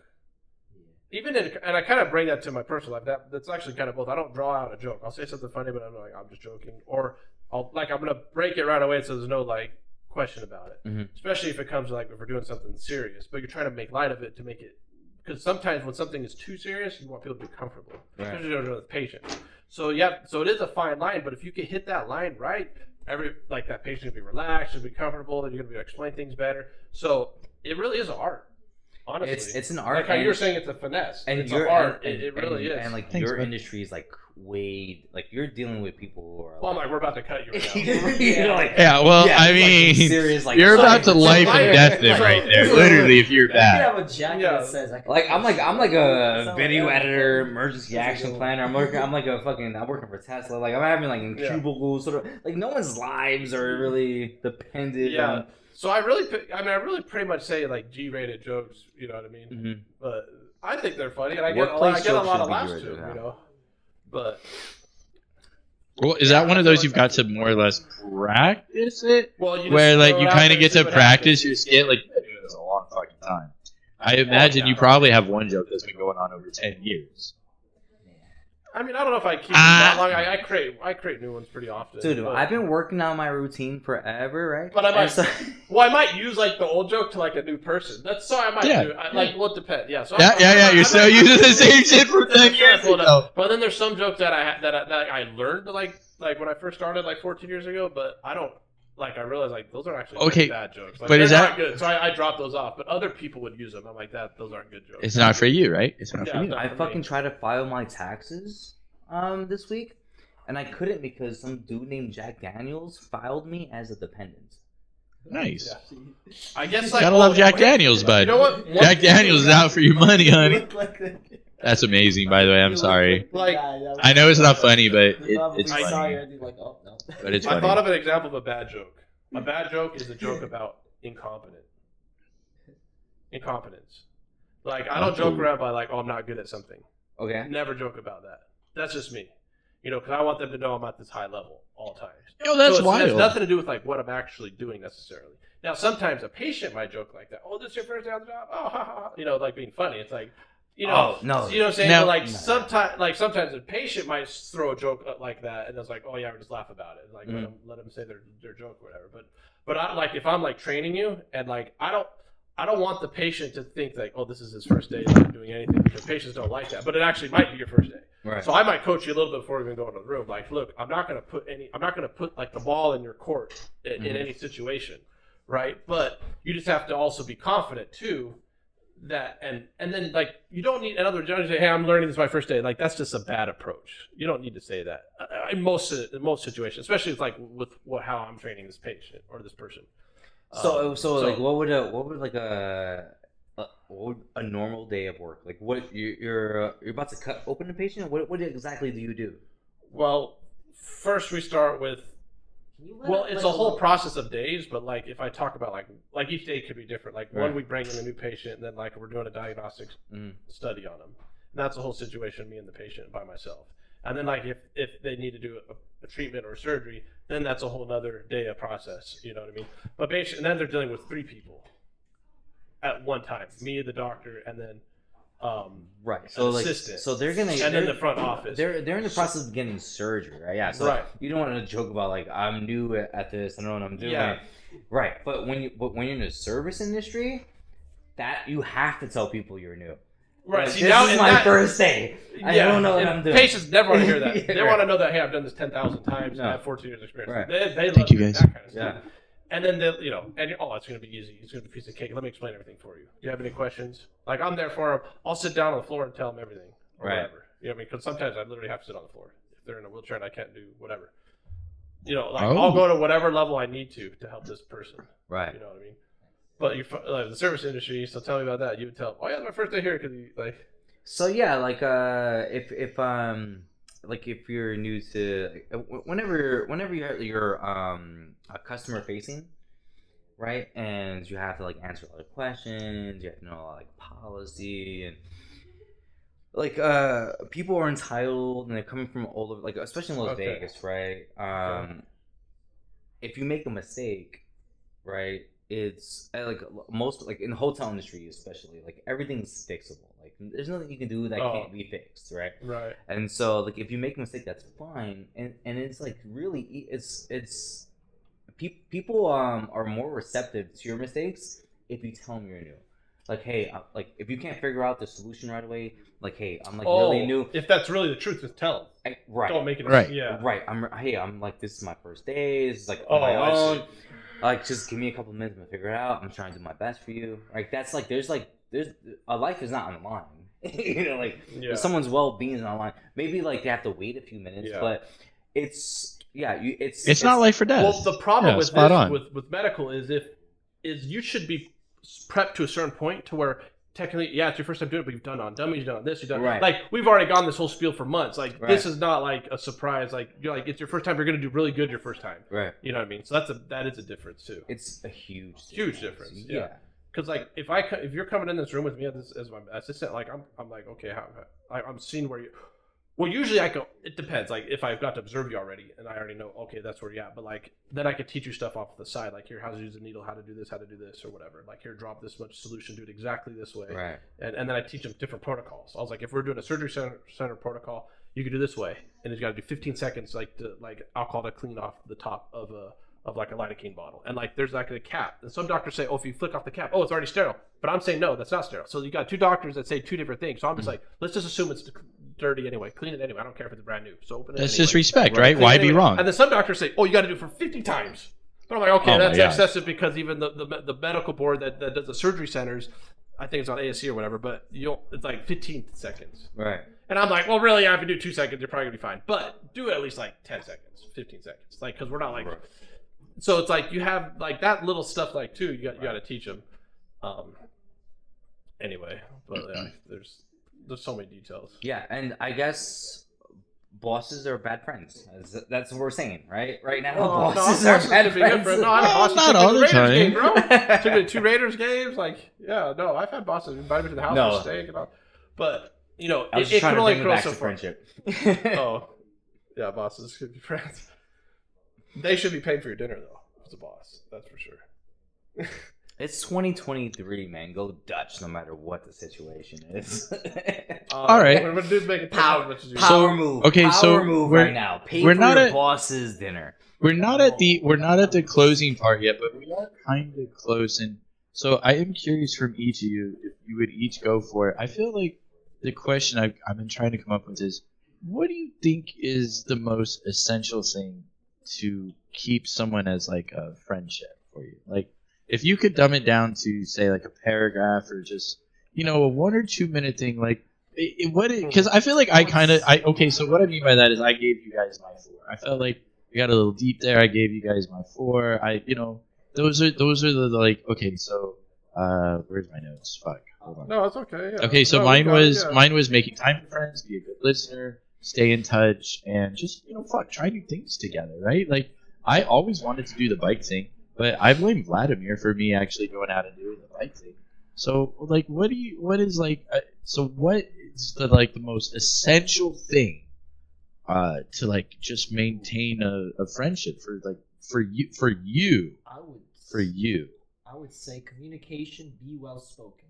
That's all I ask. Just be like, put 1 + 1 together and see if they would create a resolution or whatever. Just communication. Just that's all I ask. Communication, and if it's easier, just be well spoken about the entire scenario. Okay? That's all I ask. And that's how we'll be able to be best buds. Best buds for life. Either you two want to take that one? I feel like Will's a little nervous for that one. Will's in deep thought. You want to go first, Scott? You want to go first, Scott? Will's this one's kind of deep. I can't close tonight. Well- I can't close. Oh, yeah, well, we got. It's a well, good I mean, one, that's the right? thing, you're not closing. Now I'm closing. Well, I guess you just. I'll do. I mean, No, well, I'll let any one of you guys close you want, but otherwise I already got the ending ready. Okay, But yeah, that's fine. but that's we're not there Let me yet. just We're say not my there. little 4. I got Yes. my 4 bullet points too that I came up with that I like. Respect. Okay, that's number 1. Respect. Huge. And I think that starts with everything, because I bring that across all areas of life. Because if I meet a stranger and I don't respect him, there's 0 chance he's gonna be my friend. But if I respect him as a stranger, you know what I mean. So I judge people in a way how they treat strangers. Mm-hmm. Like, oh, I'm getting mad because this person's crossing the road too. So it's like you don't know what they're going through. Like, you're trying to make a right turn and you're stopped or whatever. Like, you just don't, and like someone's walking across the road, I'll just wait. Like, there's no hurry, or whatever. Like stuff like that. Like don't judge like a stranger. Like, or like you see someone drop something, help them pick it up or whatever. Like, I'm not saying go out of your way and give them money or whatever, but I'm just saying like respect strangers. I think that's a big. It's like human that's decency, a right? big thing. Yeah, I think that's a human decency. So like, it's hard for me to be someone's friend if they disrespect strangers, they disrespect property, and that kind of Okay, stuff. well, Like, I can't be friends with And so them I'll interrupt for 1 necessarily. second and let you keep going. Sometimes I feel like, so I did disrespect a stranger. I feel like you probably already know exactly what I'm talking about. And you told me about it the next day, and you're like, buddy, the things you did drunk, man, not cool. I forget how you put it, but you put it in such a way where it's like, oh, fuck, can't do that anymore. And so that goes back to sometimes you can make a mistake, but you need a friend to remind you, like, bro, that's not how we act. Like, if you're going to hang out with me, that's not what we're doing. Yeah, well, a bonus point is, nobody's perfect too, though. You got to know that. And then, like, are they going to repeat? Like, if it's a mistake, Are you going to be a repeat offender or not? Yeah, because I be a can't repeat do it offender? anymore because now it's always Yeah. your dumbass is always on my mind. Now every time that situation, Yeah. I'm like, oh, well, that And I already made that adventurous mistake. because I'm the first to tell you that I've made plenty of mistakes, and, like, I've disrespected strangers. I've done all kinds of stuff. Let me try to fight you on the side of the road. I've done stupid stuff like that. But, like, it's about, like, okay, can I do better next time? Can I do better next time? Can I do better next time? You know what I mean? And then, like, the next thing I would say is, like, once you're getting into that friend category, it's like, okay, do you inspire me? Like, is there something you're doing? And not jealousy. It's like, oh, wow, you have a nice car. Like, I like that. Like, that's cool. What do you do? Like, oh, that's interesting. It's like, okay, you got, it's like, do they have their stuff together? Like that, like, to me, That's seeing nice. I someone like that. successful is inspiring. You know what I mean? But that doesn't mean they have to have, like, that stuff to be successful. They could have literally nothing, because there was times when I had friends that had nothing, but there was time when I had nothing. But you can so it's still like, see the diamond in the now rough, I'm right? 36, so it's like, dude, you got to have, like, Mm-hmm. if you're my age, you got to have some. You got to be, I don't know. You got to be at a certain level now. Yeah, you have Like, I to. can't You have be to be friends able to with- have your friends over Like, to hang out, right? Yeah, I can't be friends with, like, a high schooler or whatever. Like, it doesn't make no sense. You know what I They mean? don't have anything to Or offer someone that's you. 18, 19. Like, not that. Well, it's like, it just wouldn't work. It's just like they're busy doing, like, they don't even have a job yet, kind of thing, or they're still, like, doing that. Like, so I'd be more like a mentor to someone like that. You know what I mean? I'd be like, Yeah, that'd be fair. Like, I'm actually But you helping can't be someone their that's 18, friend, 19 but you can get be a their job. mentor, which there's a big difference. You could be the friend and mentor, you said? I don't think you can. No, it's either you or, can only be kinda, one or the yeah. other. You Yeah. could be friendly, Mhm. but, like, you're more so mentor. Like, Right. Yeah. So I would say that, and I like the inspiring part of it. And then, like, this is, like, another, like, just, like, people I want to be around is, like, having integrity. And integrity is, like, doing the right thing when nobody's around. Ooh, that's a big. You know, Ooh, that's a good word. Whether it's like for example, if you hired a guy to, like, clean your windshield in a Walmart parking lot, and you're supposed to give money. Like, if you don't give money, that's, like, crappy. I'm not saying give a lot of money, but, like, at least give him $1. If you had him, like, clean your windshield, even if he did a bad job, because that happened to me. Well, if you The guy tell him did to a do bad it, job, like, you I'm know like, what you're getting into. You know what you're getting into when you like, hire those bums. but it comes, like, or I mean, that's not the greatest example, but integrity is, like, doing the right thing, and I guess sometimes you don't always see that. And then I guess, like, as the last fourth bullet point I put it is challenge. I do like that part of it, because you want to challenge your friends. Hey, man, you could do better. You could do, I'm always trying to motivate my friends. I want them to do better. Mhm. And I also have to realize, like, sometimes they could be going, like, it's not always easy. It's easy for me to say certain stuff that I've already overcome, but if someone is still overcoming that, I have to remember, like, hey, sometimes it's actually hard. What I might see, oh, that's just an anthill, you know what I mean? But for them, it could be a still a mountain. They haven't got past that point yet. So it's like, it's not fair to judge, because guess what happens when you climb over that mountain? Well, now that you got Mount Everest in front of you. And then once you get to Mount Everest, And it's not now fair like, anymore. there's It's not always a fair big- anymore. There's always a bigger mountain. Yeah. So Mhm. it's like, also want to be fair, in that sense, but, still challenge them to do better and not judge them where they're at right now, but encourage them to go further. Where you believe they can be. Right. Help them reach their potential. Mhm. That was beautiful. Can we get a everybody? Oh, Can I get a golf clap? that was fucking beautiful. Yeah. Well, that's a tall order, but It is. That's Scott hit it right on the head. I think, I've in my experience, I've been a lot of people's best friends. how did I? And I've been a lot of people's worst friends. I think being a What good the friend fuck? is being understanding, not taking things personally, right? It's so easy to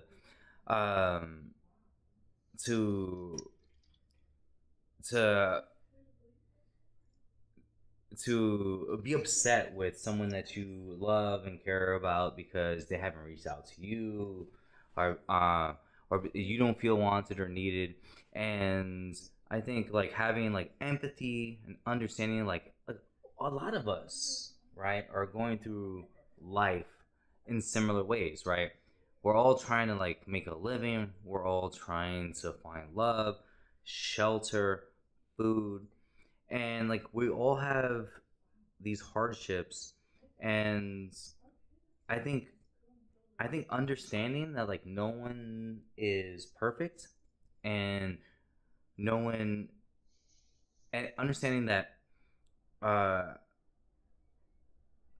and recognizing that people aren't being like malicious toward you, right? I'll never fault one of my friends for not reaching out to me, because I know how hard life can be, right? And I think being a good friend, That's a tough one. is like when you haven't heard from someone in a long time, you reach out to them, see how they're doing, because they might need you. I think that's what a good friend is. I think a good friend is someone who is going to be there for you, is gonna understand you, is not gonna judge you within reason, right? Within the reason of toxicity. And I think if we all took our time and like just like send a message, a phone call, an email, a fucking written letter to the people in our lives, I think we'd all be in a better place. We'd all feel a little bit closer to one another. That's that's what I have to say on that. Well put. Yeah, well put. I like that. That was really good.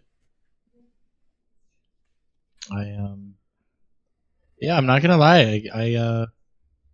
Oh fuck! I guess it's my turn. I'll give the goodbye, everybody. Well, what's coming up too? Yeah. Shit, man. Holy You titties. closed it off pretty good there, man. Well, I feel like we all closed it off really, really, really, really good there. Well, so many don't know that. Well, I finally got the exact date, and so I'll bring it in because he was a good buddy. Well, at least for me and Scott, these other two knuckleheads didn't get to meet him. Yes, I did. Well, you did, but you didn't. But you did. So, anywho, I feel like good buddies come and go in all different shapes and sizes, and so, anyways, cheers to Mr. Brandon up there, who was a good buddy, and I guess we'll dedicate this to him and leave it at that without any other closer because it just doesn't need it. Yeah, cheers, brother. Love you, Brandon. Cheers, bro. So that being said, we're gonna take about 5 minutes here, and then we're gonna do another one. It's gonna be the same thing. It's gonna be about friendship, but this time it's gonna be with our stoner community. So it's gonna be basically the same topics, except for this time it's going to talk about team stoners and love and friendship. Well, anyways, we'll let Vinny introduce us all in a minute. So that being said, I'm going to do something that I think is going to be entertaining. I'm going to leave the couch on, but I'm going to mute us, and we're going to start in literally 5 minutes. So it's 9:32 right now. We're going to restart at 9:37, and I'm just going to let you guys literally look at the couch, but muted. And I would put sound on, but YouTube is a piece of shit and will censor me, so that's frustrating. So I can't put any like waiting music on. I apologize, but you can watch, behind the scenes. Hopefully you'll find that entertaining. What the bleep did you just we'll say? We'll be right back. We'll be right back. Oh look, they're all moving. Look, they're all moving so fast. Look at these guys, fucking clowns. Look at them move. Look at them all fucking move. I love you guys, by the way. I love you guys, by the way. Y'all are amazing. All right. I'm gonna mute you guys. Oh, I'm gonna switch cameras. So you can really. I'll leave it like that. All right. Yeah. I'll see everybody in a minute. Thank you for hanging out, you guys. I do see everybody, and I am reading the comments. It's just so much to fucking keep up with, you guys. So much to keep up with. Holy titties! All right, 5 minutes. Here we go. Vinny, by the way, you're gonna do the intro in 5 minutes. No pressure.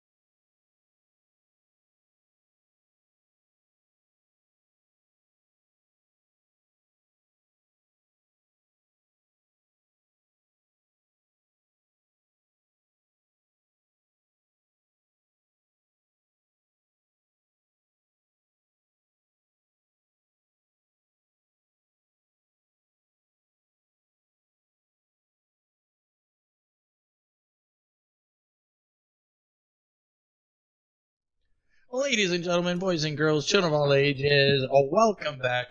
This time around, we're going to be talking about love, friendship, well, so much more. But basically, this is our stoner section. So every week we're going to be doing 3 hours. Well, let me just go to my office. Huh? How about that? Where's my goddamn office? Hey, there I am in the middle of the air. Amazing. Welcome, everybody. So right now we're on multiple platforms. I can't really say hi as much as I'd like to. I also have a bunch of friends over. It's pretty amazing. The first hour, I feel like the first hour is going to be about getting in touch with our feels and really connecting with ourselves. The second hour, I have a nice collection of, well, all the good buddies and whatever the hell good buddies are going to talk about. And then this third hour is pretty much going to be whatever the good buddies kind of talked about, but in stoner form, in marijuana form, in the holy titties. Everybody's fully inebriated. They were all hitting the blizzies. Holy tizzies. So this is Stoner Friendship. And now we're going to let the one, the only Vinny introduce us and what we're doing today. Hi, my name's Vinny. I'm Vin City Stoner on Instagram. This is Vlad, Vladdy Daddy Dankruski. Vladdy Daddy. Then we got our newbie to the team, James. She's on Instagram as _James_.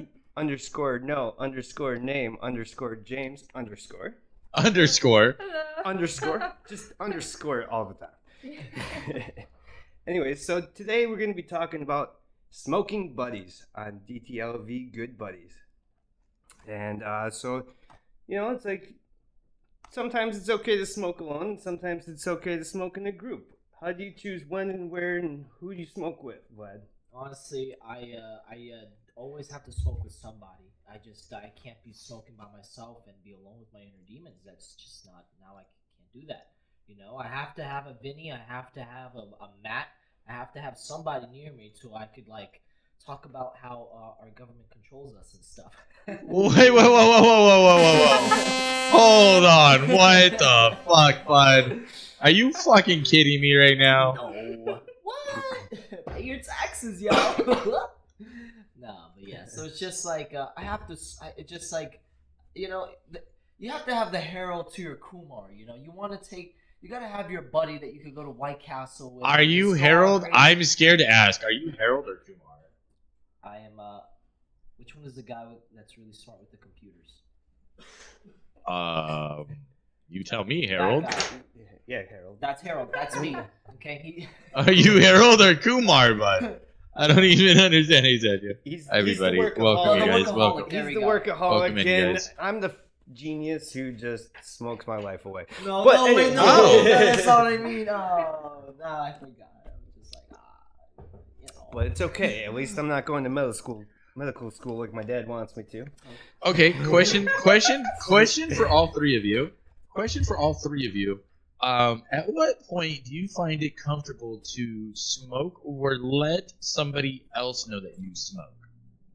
So what I mean by that is you just meet someone new, male, female, doesn't, whatever. But at what point are you like, hey, by the way, do you want to get high? Blow in their face. How do you hide that or not hide that? So, for me, it's a lot easier to let people know that I smoke in a state where smoking's legal. Yeah. I grew up in a repressed state that didn't allow smoking of marijuana, and so we had to hide it. And yeah, so in a state where you're not allowed to smoke, just kind of feel out the vibes. Oh, bummer, dude. See what style of clothing they're wearing. Judge a book by its cover. See if you can rip the page out, roll up some bud, and smoke it with them. Wait, are you serious? What? Wait, what? Are you serious? Who? You. Where? Who? Why? Who? What are we talking about? I forgot. I'm smoking too much. But anyways. Jesus. we were talking about the state and how repressed you were. But yeah. We were talking about how they didn't let. Who? Yeah. So anyone else here an owl? They wouldn't let you smoke, so you had to sneak around. You had to either smoke inside, smoke in the garage, smoke in your parents' basement, and blow through a hoodie and make sure that the smell didn't get upstairs. Otherwise, you get your ass paddled. Does that make you want to smoke more or less? You end up smoking more when you're trying to hide it. It's the adventure. When it's out in the open, like you know, you're not trying to make the most of each session. It's always Yeah. like a cartoon. Wait, what does that mean? It's always a cartoon. Like it's like you get that thrill where you're smoking at a spot where you're not supposed to be at, and you're like, yo, if we're gonna get chased by security, it's gonna be like another cartoon scenario, you know, Vinny? You mean like when you climb up onto the rooftop of a downtown building and you're staring down and watching the cops drive by as you're smoking a joint, Yeah. and you feel safe because pigs can't look up? And they can't fly. Wait, what? Wait. A pig physically can't look up. Like an actual pig. They can't fly. So it's a joke that you say about cops. Yeah, but Jesus. And to all my cop friends out there, I'm so sorry. Any of the cops listening, I apologize. Hey, there's some cool cops out there too. There's this one cop who would just grab the weed and throw it in the trash can and say, They're clearly "You can stoned. come back We and only grab got it." one answer from one. Okay, hold on. Okay, Vinny, amazing. By the way, amazing answer, good sir. What about you other two? At what point do you meet someone and you're like, yo, let's smoke. Let's go smoke a doobie. When do you decide finally to be like, yeah, I'm a stoner. I want to get high with you. How do you decide that? It's kind of difficult. Like, I don't know. I moved to California recently, and I had coworkers who I thought were stoners, but I didn't know it necessarily.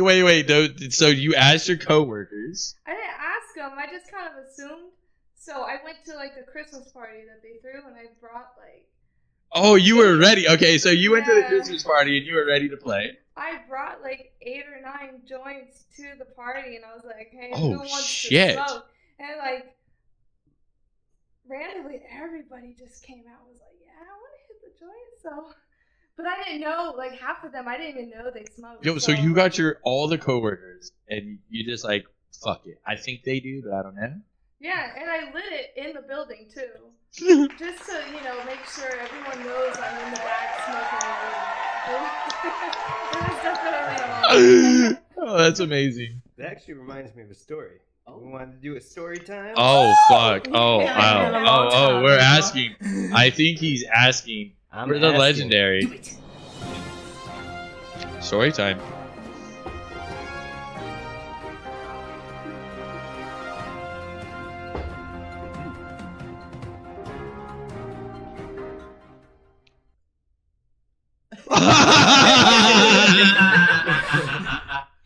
That was great. So, a while back, Wow. a relative of mine was getting married in a very, let's say, Republican state. I mean, the city kind of. Okay, Texas, we're throwing you under the bus. Hey, I was gonna say, Hey. Schmoshton, Texas, but okay. Ah, And, Texas. Yeah, fuck you, Texas. So I had a couple of joints with me, and so this family member of mine, I go up to him, I'm like, hey, I know you're busy tonight, but Oh, that's hot. yeah, I mean, who isn't gonna get down on their wedding night? Fuck. But anyways, Whoa! so I went up to him, I'm like, I know you're busy tonight, but do you have any friends going out to the bars or anything? I don't want to go to your mom's house and just go to bed early. And so he goes up to his buddies and like, hey, any of you going out tonight? And so, yes, a group of like 5 of his buddies were going down to 6th Street. 6th Street is like 3 miles and nothing but bars and food. It's like a party in itself. And the Longhorns had just won a football game, so it was really a party. And so we're on our way from where the wedding was at to downtown. And we were going to go drinking. And I'm in the car, and I'm like, I just met these people, and I really don't want to, ruin my chances of going out. But I was like, hey, is this one of those smash or pass? no, well, I chose to bring it up. I'm like, hey, does anybody here smoke weed? And they're like, yeah, we do, but we don't have any. I'm like, does anybody want to smoke weed? And Oh. they're like, Slowly. we said we don't have any. And so I pull out the joint, and I'm like, I said, does anybody want to smoke weed? Want to. And they're like, yeah! They were all excited about it. So, we smoked the joint on the way to the bars.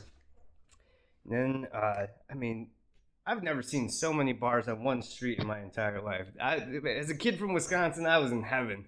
This was Alcoholics Alleyway or something. It was a dream come true for anybody wanting to get drunk. And so, yeah, I took the chance. I said, hey, do you guys smoke? And it worked out. And then we went to the bars. And so it was me and 5 other guys. So it was 6 of us. And I was already about 8 or 9 beers deep, a couple shots. And Jesus Man. Christ, bud. I'm from Wisconsin. Alright. Calm down. Wisconsin. But anyways, yeah, so we're Wisconsin. we're at the bar, and my drunk, high ass self was like, there's 6 dudes. We got too many hot dogs and not enough buns. I've seen some pornos start this way. But I'm sure you have. but yeah. Oh. So they had already agreed to buy all of my drinks all night until I puked because they wanted to see if it was true that Wisconsinites could drink. And take advantage of you. Okay, keep going. Not quite. So I'm about 11 beers deep and 6 shots. 6 boys with no buns. So I'm like, hold up, guys, give me a second. So I see a group of 8 girls. So I go over there, and I don't know how the fuck I did that. I was too drunk, too high to even remember what I said. Did you present your penis? But it ended up, no, I did not. Should have. No, I try and save that for the bedroom. Mm. But anyways, so I go over there, and I'm talking to them, like, hey, do you mind if I invite my friends over? So my high drunk ass, they say yes, and I just turn back, look at them, and I give them the wave. Come on. And so they come over, and then one of the guys says something creepy, and the girls leave. Yeah, that's usually how it works. That's always how it works. Yeah, you gotta choose. Yo, you got one guy that says something bad. That's So Girls are out. What do you say? So I just One wanted to wrong throw that thing. last It's true. little bit Yo, in why there. would they say it? Why would they say it? That's how I got 4 strangers to tell this one guy to buy the rest of my drinks regardless if I puke or not. Because I got 8 girls for the group and he lost them all. So he bought drinks for all the boys, right? getting high, getting drunk, it makes for good nights when you're meeting new friends and enjoying life. Jesus New Christ. friends. New friends. New friends. My goodness. I remember one instance when this poor individual came to Las Vegas and he bought Delta 8 instead of the actual THC. And remember, we saved this poor man's life. Delta 8, yeah. We saved this poor man's life. He was like, man, this bootleg weed ain't getting us high. And I'm like, yo, Vinny with his amazing, super amazing Snoop Dogg rolling skills, rolled up a perfect J and sparked homie up with the most greatest weed known to mankind. And that's how we saved a life. And that was amazing. That was a noble act of Vinny. Remember that, Vinny? So- You can say it better than I can. I'm saying it in a cartoon. So let's take this moment of your story to segue into smoking with strangers in the age of COVID. Oh, Mm. Ooh, that's a good one. Yeah. did you? Meeting new people and deciding, is this person not sick? What, COVID Is this- happened in 2020? Yeah. Right. So we've Are we talking about 3 years ago? Yeah, well, we've been dealing with, the government is The trying- government? No, the government. The other men. The other Yo, we man- don't want to get in trouble. The other men. No, we don't want the FBI watching is us. trying to prolong Uh-huh. the agenda. Okay. So we're still, I guess you could say, in the age of COVID because it's still being. Still Well, wear if you're in masks, China, You it's know, definitely depending on where something. you go. Yeah, there's still places asking to wear masks. So, I mean, Yeah. I know a mask did help me hide the smoke. Do you think they have microphones in your lamps? Man. Are they listening? I don't know. Oh, man. I would assume that Thank you guys. at least 3 of the top 5 governments are listening to this right now. 3 of the top 5 governments. That's a lot. What does that even I feel mean? like that's a lot. I don't know. I was just fucking around. Do we just trust the government if COVID happens again? Like, would you go inside? Would you let everyone let you not work, go outside, be around anyone? Would you believe them Oh, again? Isn't it weird No, how you know what? The every first few COVID, I years? never Isn't it weird how necessarily- every few years, Right? when there's like an agenda that's Not. trying to be pushed, there's some sort of But deadly whose virus that's agenda? Who are you getting this from? Oh, here we Whose go. fucking agenda? You The fucking conspiracy theory theorist? agenda. Whose It's a fucking conspiracy agenda? theorist. Is that Yeah. okay? Wait. Is that just like the aliens? Where all the alien conspiracy theories are like there's aliens, and now that it's mainstream media, all the conspiracies like nah, there's not aliens. Like No, what the fuck, buddy? Are you trying to pull one of these They try to 360s tell on you- me?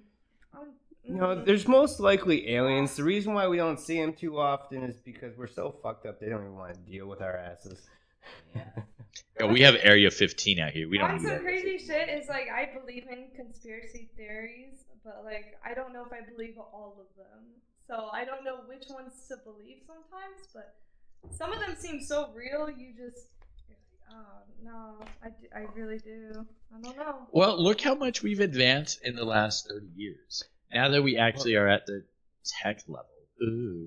Now imagine a million years at that shit. Imagine a million years at that tech level. And how old is the universe, by the way? Billions of years? And you're telling me one civilization didn't have a million years to play with the technology we have today? The fuck? I don't So, even wanna You're get into joking. that I right might now. I I'm might so much date to myself say. with this comment. Yeah, look what you didn't- started. Didn't Mel Gibson kind of prove that sometimes conspiracy theories can be true? I believe Wait. some of them. Are we really relying on anything Mel Gibson said? Are you He, fucking not that real? he said, just the movie that he was in. So even less reliable, but still. Huh. People-based theories on less Where are my comments information. from? What do you mean? You know, just the thing is, don't rationalize your existence. It gets scary. Rationalize my existence? Yeah. So, You ever what do you try to mean? Should we rationalize think your about that right now then? Let's get scary. No, because I would sometimes. Let's get scary. I would step out of my house with my coffee and I would just look in the sky and I'm like, oh shit, I'm in this bitch. And I'm like, then I get like pictures of like the worlds and how they're moving and stuff. I'm like, whoa. And then at that, I'm back. Yeah. So it's don't only certain people could do it. It's a magical power. Actually, don't do it at all. It gives you a Oh. headache. Gave me a headache numerous times. So, yeah, that Yeah. happened. Did it? Yeah. You sure? Yeah. Or were you too high? I was. Did it really happen? Or did you just imagine it? You know, You never know. I played Civilization so many times. Oh, Did you? yeah, I'll fix it next time. It's like, Hey, I did have you to. know that the global world powers played Right now. a game of Risk, but with real people instead of pawns? Did that too? Wait, are you saying Putin and Donald Trump are playing a game of Risk with us? Potentially, yeah. I mean, really, that's all it really is, but with actual Oh, stuff on Biden the line is the instead of just a pawn. win and lose. I don't know. That's it. What happens when we overthrow them, though? And If you Okay, fail, well- it's treason. If you succeed, you're a hero. I like treasure. so, is it funny that no one teaches you about the Constitution growing up? Uh-oh. And so, since we're going to that, you know, it's actually in the Constitution to bear arms and throw over any tyrannical government. Mm-hmm. It's like what we were based on. If you go back to, that's literally what our founding fathers did. I They mean, threw over the tyranny yeah. of Europe and made Yeah. it our own.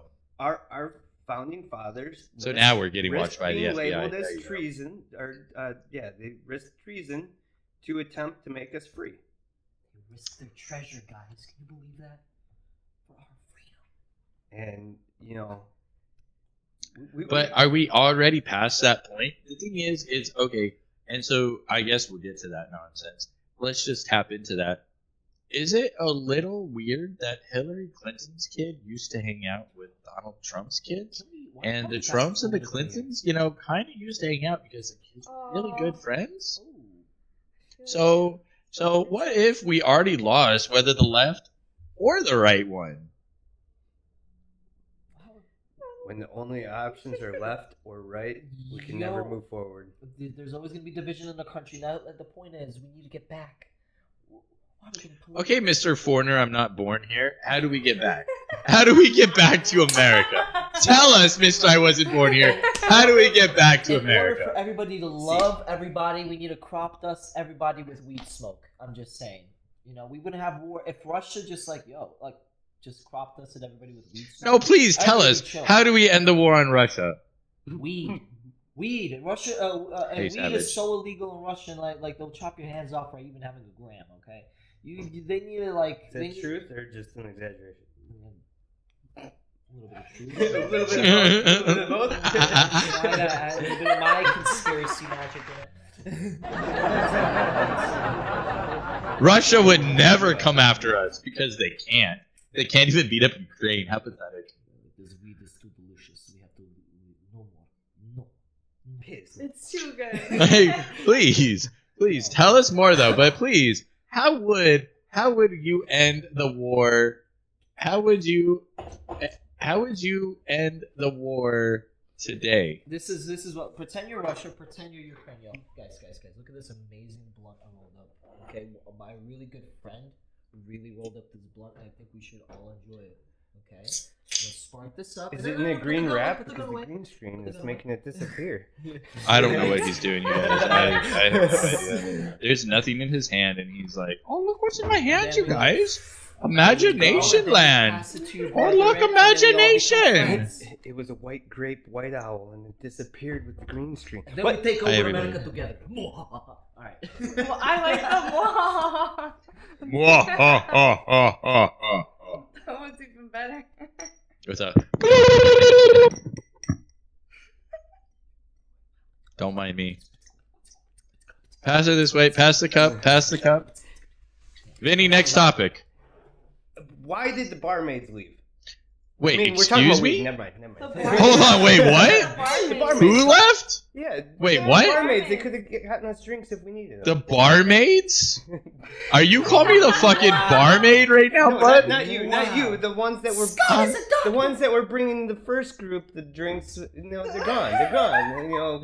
Where's Well, they both have beautiful women to go pleasure, so that's where they're at now. There we go. That's a good excuse Yeah. right there. I'll accept it. They're out pleasuring their women right now, and so we are sex positive here, and we encourage them. Okay. Yeah, that's what we decided. That's what we decided. Sex sells, so we gotta. Yeah. We gotta. Does allow it though? Huh? Who? Does sex sell? I mean, so if we want to get to the psychology. Oh wait, no. Okay, let's get to. Okay, so Vladimir, let's sex sells. Tell us the first time you ever had sex on marijuana. Who was it with? When was it? How did it happen? What did you do? How did you have sex for the first time on marijuana? How did you like having sex high as fuck? Oh, I got a fucking story. Very first time ever, though. Oh my god. So let me explain to you. Can I get the little thing that you had with the introduction to a story that I'm about to say? Oh shit, he wants the full story time. Oh fuck, I wasn't ready. Oh, I wasn't ready, but I am ready now. We are live. We're in Las Vegas. Oh my god. No, I'm joking. So basically, what happened was, my family is very conservative, and as you know, it's as from where I'm from, pretty logical. You know, your parent catches you smoking that doobie, the devil's lettuce. I would be upset too if my daughter was smoking weed in the house and not outside. You know, stuff of that nature. The thing is, it was high school, okay, and I found this beautiful girl on the Tinder. I spent my hard-earned cash working at Petland to purchase a Tinder membership. I put in $35 for that monthly. It's $35 back then, yeah. So purchased them, and I got a girl, and she was so interested. And I can't say names. I'm gonna say, let's call her Michelle, okay. And she was so awesome. Okay, she was so awesome. We got along. Left it was amazing. The thing is, oh my god, hold on. The thing is, what happened was, I rolled up a nice J, a nice. It was my first ever smoking weed because the girl thought it was cool. Because the first thing that she said in the Tinder was, "Do you smoke weed?" And I'm like, I say yes. You go out with it? Like. So I said, yes, and I didn't know weed like existed, I was smoking weed. Get So, myself into the devil's lettuce. what had happened was, So I rolled a bootleg ass J. You know, I tried my best. You know, I went through like 6 YouTube videos to roll my first J just so I could impress this girl. Okay, and what happened was it didn't turn out so bad. It turned out really well. We were smoking, having a great time, and holy shit, she's like, "Yo, I need to be right back." Okay, and she came. She went out, and my brother and my sister came. Okay, and they, of course, super conservative, non-weed smokers, you know, yelled at me. My brother thought it was like, oh, he's gonna become a drug, he's gonna become a bad man smoking the TV, and all the shit, you know, that's like you know. The thing is, my brother thought like it was that bad that he signed my goofy ass for a gym membership. He gave me a card for his discount protein shake shop, whatever. He was like, "You're gonna go to the gym right now. No more weed smoking. You can't hang out with no losers." And I'm like, "Bro, that was for a girl. I should impress a girl." He's like, "No excuse. No excuse. You go to the gym right now, bada bing." And I'm like, "Okay." And that's how I began my gym life. I got scarred because my brother. I'm a little guy. I'm gonna be honest. I'm like 5'7". My brother, he's a fucking unit. Okay, imagine a big, scary Russian guy. when you just call your busting brother a through the unit. door and he's like, "Hey, the and you're like, "Yo, dude, I had a girl here. Like, can you, like, be chill? Like, I'm trying to, like, this is the first time I'm ever gonna experience a girl touch, like, a normal conversation, like, and you just fucked it up and cock blocked me." And then, what happened was I told her straight up, I'm like, "Yo, if you come here, my brother's gonna give you a college lecture. I'm gonna save your life. Just, we'll meet up tomorrow." And she ghosted me ever since, and I'm still pissed at my brother for that specific scenario. So the point is, wait till you want to smoke your weed. Just wait till you're like you have your own house. You know, you got some group of buddies that you could just actually smoke and enjoy the good times and the good weed. You know, that's my What? You know, yeah, that happened. Welcome back, everybody. Yeah, 10 minutes later, great fucking rant. Yeah, thank you. Sorry about that shit. Oh. So, would you do again? She was really awesome. It sucked. It really sucked that fucking happened. Fuck you, bro. Oh. Same question. We don't get to ask this often, especially like this, because, well, apparently there's nothing like boys around here. Okay, same question for the girl. Oh my god. I'm sorry.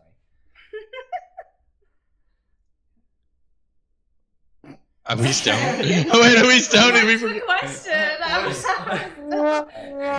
Oh my land! Yes, that was the whole point. This is stoner talk. That's what happens when we pass things around off camera. He's like, wait, did we do that? The question was, when do you feel comfortable for the first time ever smoking with someone new that you've never met before, but like a friend? Well, I suppose you already gave a really, really good story. You know, let's pick on somebody else. Fuck, that's not fair. Vinny. I have a story. Oh, wait. Are we ready for the story time? You have a story? Give her the introduction now. Hold on. Yes, I do. Wait, hold on. Okay, here we go. Story time. I did use. Wait. Hold on 1 second. You gotta watch the screen. You ready? You are live. I am Story live time. right now. Here we go. Okay. Oh, God, not him. Jesus, not him. Anyways, I did used to, like, when I was younger, I used to smoke at this park called Cal Anderson Park in Seattle, Washington. And it was my favorite place to go all the time. But one day I showed up there and this guy was like, "Hey, you want to..." Oh, fuck. Hold on, I'm spacing on the story. He was like, "Hey, you want to smoke?" And I'm like, "No, not really. Like, I'd rather smoke my own weed." And he's like, "No, smoke mine. It's better." And, like, it's just... Okay. The thing is, it wasn't even weed. Like, he actually put something in it. to make it like. Uh-huh. terrible. That's the And key, this is right? He why put I- something in And it. this is why I learned to never smoke with people I don't really know exactly, because there was, like, I like smoking with people. I had to get to know them a little better, but I smoked with this person the first night I met him. I was like, yeah, let's go hang out. Ooh, that could be a little He scary. put something in it, and I think it Like was, hash, keef, no, meth, cocaine. it was something worse than weed, and I literally. Did I you trip passed some out- balls? Did you trip some I passed balls? out at the park for 4 hours. I Oh, woke shit. up at the park at like 3 in the morning, and I'm like, why the fuck am I here? I had to order an Uber home because At 3 in the morning? This is Are why- your kidneys intact? I realized I can't Are smoke you with okay? people randomly. Yeah, I'm okay now. Like I'm more of a professional now. I go to dispensaries and I take. Oh, wait. So we moved up? We gotten better at that? Yeah, that was when I was 18. I'm older now, so. Oh, girls don't have to say her age. Listen. Nobody has to say their age. Nobody has to say her age online. No. Actually, And that was my last experience smoking with someone randomly, and it ended up terribly. So I just, kind of God. took the more, adult route, and I was like, no, The I can't adult smoke route. with these people. okay, well, hold on. Let's go with this. So the chat wants to know. So there's a 24-year-old right now in the chat saying, I'm old. How do we feel about 24? Old or young? Well, okay, if you want to know my real age, No, we don't need your real age. We're picking on the chat. that's old. No, I'm Damn, joking, I'm joking. you're fucking old, bud. You're fucking old, gummy bear. You're fucking old. Oh, you're welcome. I guess that makes me ancient, though, if it makes you feel better. Fuck it. 24 is young. Just call me daddy. Really? Just Like call me daddy, 24 is chat. young. You're within that Yeah. SpongeBob. I'm- meme. You're, You can call me daddy. No, no. I feel like anything You're- over 23 is old. I Anything feel over like- 23 is old? I feel like Yeah. your I'm- adult youth Fuck. is 18 to 30, and those are the years Adult you're youth? supposed- Who hurt The you? adult youth is 18 to 30, and those are the years that you're supposed to fuck Such a up. late bloomer. You're supposed to You're fuck 'em supposed up. to I fuck up agree everything with by that. 21 or Fuck 'em up. 22. Just fuck 'em Nah. up. No, Have your bullshit. fun. No, that Have no. your parties. No. I'll tell you though. You for live my your age, life no, in your no. I feel 20s. like I'm such Live an your adult. life in your 20s. Just, Okay. just be You selfish. live Have life, the but that's fun. because Should you can I? find. Because if you're telling me that now, then maybe I should be selfish and start doing more. Yes, you should be more. Okay, first off, my First- my 20s. first you're supposed to get rid of started all that off shit on in top, college. ended in the gutter, and now that I'm 35, I've regained my control of my Oh. life, and I don't regret a second of those decisions. That could have been us. You went out with someone else, Savage. Could have been us. Wow. I feel so young. If you're not in the gutter by 30 and then picking yourself up by the Okay, well, bootstraps I'm at not 31, close to 30 yet, so I feel like I have a few years. She's like, hey, so- take it easy. Take it easy, Take it easy Parcheesi. on Take me. it easy. that's what I'm saying here. I'll be you know? back. Is- No, is- wait. is have your we're only fun. another Like, 15 you don't need minutes, to be but- okay, in we're the back. gutter by 30, but have your fun. I disagree with that 1,000%. And so what I mean by that is you're supposed to get all that shit out of your way through college, which college lasts 4 years. And so you got 18 to 22, 23 if you took a skip year, and that's it. 23 to 30, you be a fucking man. Don't be a little boy anymore. That's like, okay, so here's my story time of the day. Here's my story time of the day, and here's what I mean by that. When I was a boy or a young man or a child, I used to do this most cheesy thing where I would tell a girl, I love you. The first time we're going out, I'd be like, baby, I love you. And then by Saturday night, you're smashing cheeks because I love you. And then by Friday night, the next week, I'm trying to dump your ass and say I love you to another person. That's little boy moves. That's what happens when So, you're young. That's though. little boy moves. But you're Unless you supposed stay to a do all child. that as a child. Now, back to the same thing. I also, and then I'll let you go. I also used to do what I used to call the loser role. And I would play the reverse card of girls never talk to me. I'm still a virgin. I've never even kissed a girl. I don't know what boobs feel like. I'm always taking girls out, but they never do anything. I'll take them here, I'll take them, and lie my ass off and play the, oh, I'm such a loser. But now that I'm in my 30s and I'm old, yo, you don't pull the fucking loser card. Girls don't want to go out the fucking loser. They want a confident fucking man. As you get older, you expect like You more can't from a guy. use those cards I anymore. agree. Going off of what you said, What worked in high school The- or college level doesn't work the anymore. the guys who take things to that next level of what you were saying, like playing the loser card, the guys who are like, I do so much for you. Why don't you like me? They're like the best. You friends. know, They I didn't become a say friend that to a the one I girl. like. No, then they're that's a like, big difference. I didn't do- say that. But I didn't no, say that. I meant that's to what a I'm new saying. girl. The next To a step new after. girl. The next To a step new girl, after. not to the same girl. But you know what I'm talking about, right? I do. Where they become your friend. They do a bunch of stuff for you. They're super generous with doing stuff for you, and then they're like, "Why won't you fuck me? Like you're a bitch." It like depends on the guy. Those- like I- how you those feel guys about, bug me. like, Those the guys bug guy. me. Because like, you know, sometimes you can actually become friends with somebody, and other times, you know, they're just trying to fuck you, and you're like, okay, I'm willing to do it, but then you get hurt at the end.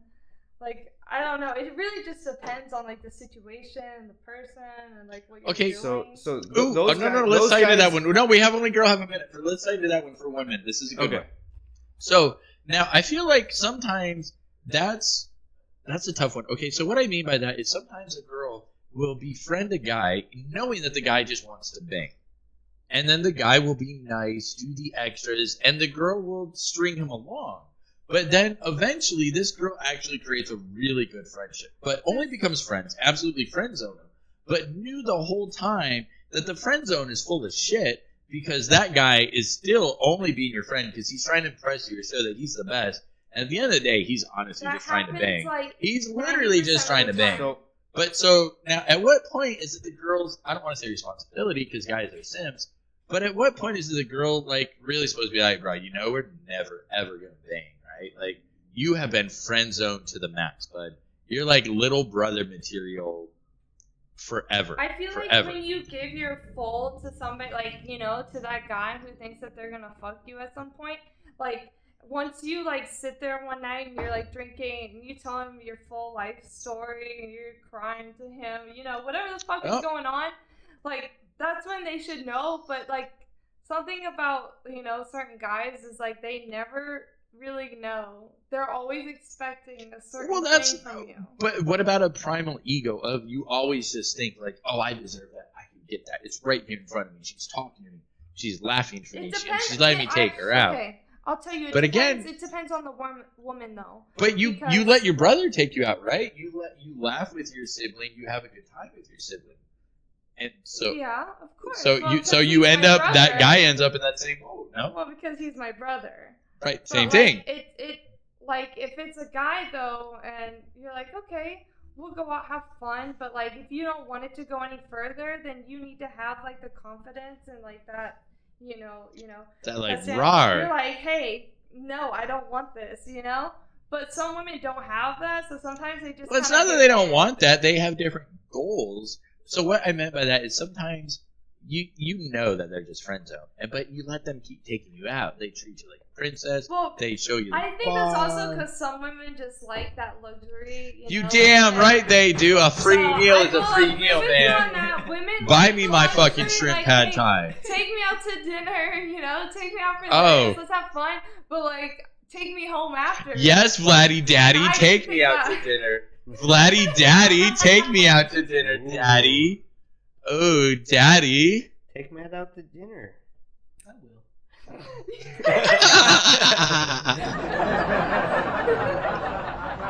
Yeah, so my whole point that I was making earlier is if you're pretending to be the nice guy and you're doing nice things for your friend, that your whole objective is to get them to be your girlfriend, to fuck them, you're not a nice guy. You are a douchebag who is pretending to be a nice guy, ruining the nice guy facade for the actual nice guys who do nice things for their friends that are girls. But you have to look out for the girls who are like completely like tranced by that. They see that and they're like, wow, like you're.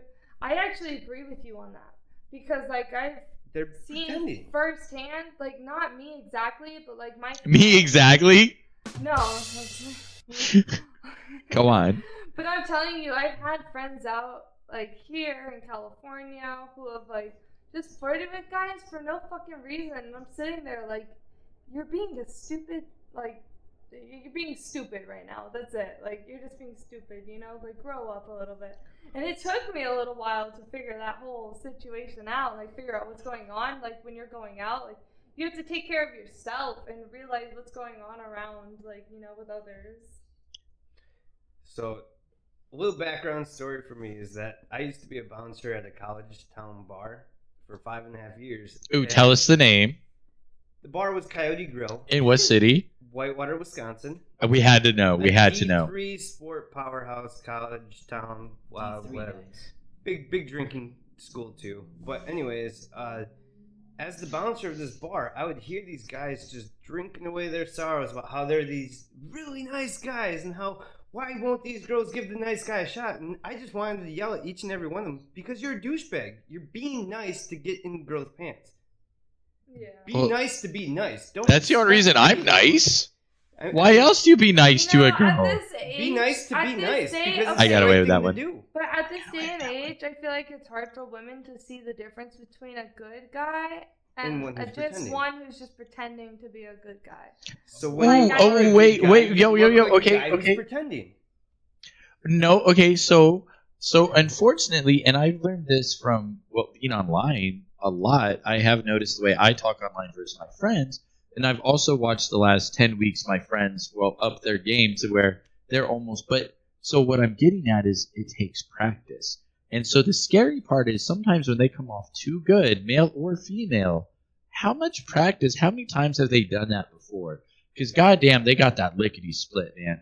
And I'll admit, I personally can talk to girls online, and I got that like I already know how to be like, baby, listen, I'm gonna go down there, I'm gonna put a spit shine on that, and I'm done with your taco. You're gonna be able to see my fucking reflection on that, like the little things. But to have that confidence and pull that out online, you gotta.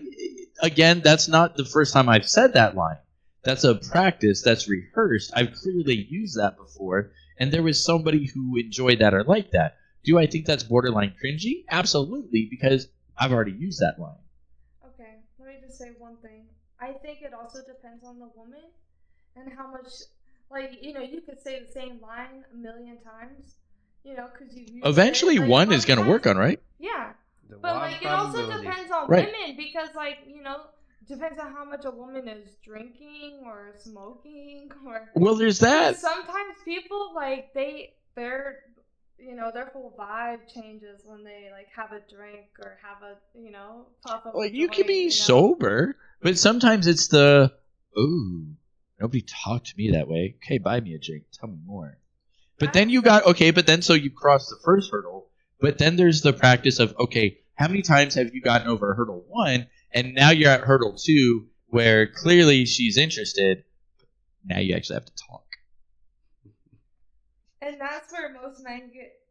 Yeah, because they got the one-liners, but then they actually have to talk to you. Men or women, but like I feel like. Oh, it's both. It's both. No, it's definitely both. Most men and women. That's It's when both. they get scared, and that's when they run off and split apart, and they're like, "All right, You we're get not that first talking ever yes. again." Because then it gets too real. It gets too real. Exactly, and a lot of people, don't want a real relationship until they're like ready. Well, okay, so I think that's a good one too. I think sometimes that's a mindset is a threat, right? And so if like our we won't say his name, but our good buddy who's internet famous who goes out here with the microphone, homeboy's got 6 fucking kids. Jesus Christ, 3. what a 3. fuck boy. 3. He's got 3? 6 or 3, He's got 6? That's a big difference. Whoa, But man. it's also 3 baby mamas, so it's just as bad. Ah. Wait, so 6 kids and 3 baby mamas? No, 3 kids with 3 baby mamas. Oh, okay. I was like, where did 6 That practice makes perfect. That man has these lines down pat. Has heard of 1, 2, and 3. So much so he even hits grand slams and has a child. But that I'm sure took a lot of practice. That doesn't happen overnight. I've watched him. It's very beautiful. He has great lines. it didn't happen overnight. And so I feel like at a certain point, you're like, how much time did you put into that just to fuck? Like, there's got to be more to life than that. It goes back to what we were talking about earlier, finding common interests, right? But if you just go by, oh my god, you're 6'7" and buff, you sexy motherfucker. Yeah. Okay, I agree with that. Quit it. Guy 6'7" shows up, man, who doesn't want to play hop on pop? Don't fucking play, bro. Don't play. But then, did you go for the personality? Or did you just go, welcome back? Or did you just go for the idea of like, oh, I have attraction? Okay, so no, fuck it. You know what? Here, and if you're listening, I'm so sorry. But I'll give a story time. Alright. Fuck it. I'll give a good story time. This happened this weekend, actually.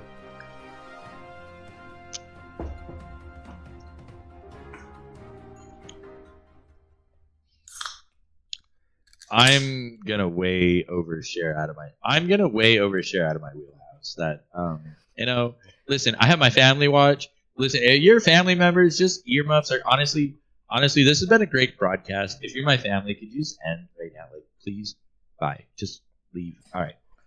I'm gonna give 1 minute. I'm gonna pretend my family left now. Seriously, if you're my family and you're still here, close the fucking thing. All right, thanks. So that being said, this weekend, I've been going out this pretty awesome girl, and I thought we were having a really good time, and everything was going great, pretty good. And so she was explaining to me how her ex had a very tiny penis and has never given her an orgasm, but this guy is literally an ogre, like a 6'3" chiseled guy. Buff out of belief, I'm sure, from everything it was hyped up to be. But this guy is a prick. He kind of ignores her. But you know what? He's chiseled like a fucking guy. But he has a needle dick, and he's never given her an orgasm.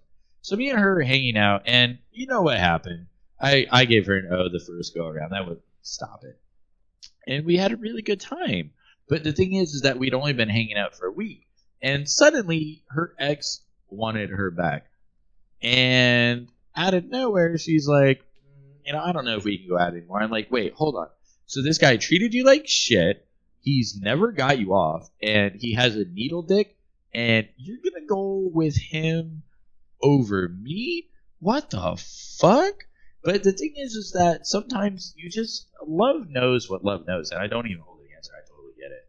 If you're with someone for 2 years or however long they were with for, you create that bond, that trust, that, I don't know, but sometimes that's the way it's supposed to be. Sometimes you just feel like, and so the point I'm getting to this travel is, do you feel like sometimes people stick with people for the wrong reasons, or they get committed and then they just stick with it? And it goes back to the first rant that I went on probably about an hour and a half ago about sometimes people just offend their high school friends or their elementary school friends too goddamn long, and they always think that the past is way better than what it really was. Like, for whatever reason, you can only remember those couple good times, and you just pull a blank on all of the shitty times, and that's so confusing, man.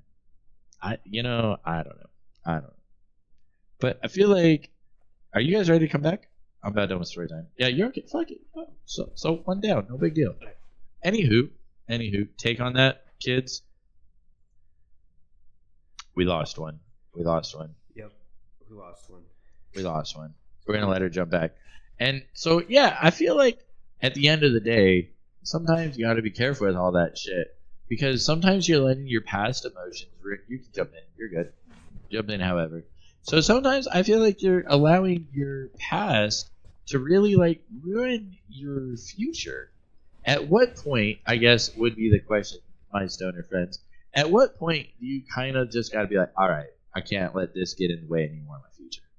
Or at what point is your past so fucking heavy on you that you just can't let go, or you don't want to go? Or it was so good you just can't wait to relive it again? I had an ex once where, like, similar thing. the good times were perfect. Things were perfect when things were good. When they're good. And that was about 30% of the time. The rest of the That's time, not a lot. Whoa, but that could be a lot. No. Okay, no. Side question. Does that 30% outweigh the other 66? Is that 30% so fucking good, so near dear to your heart that you can see past? Can you see past the other 66? so I broke up with her about 6 or 7 times. Oh Jesus Christ, bud.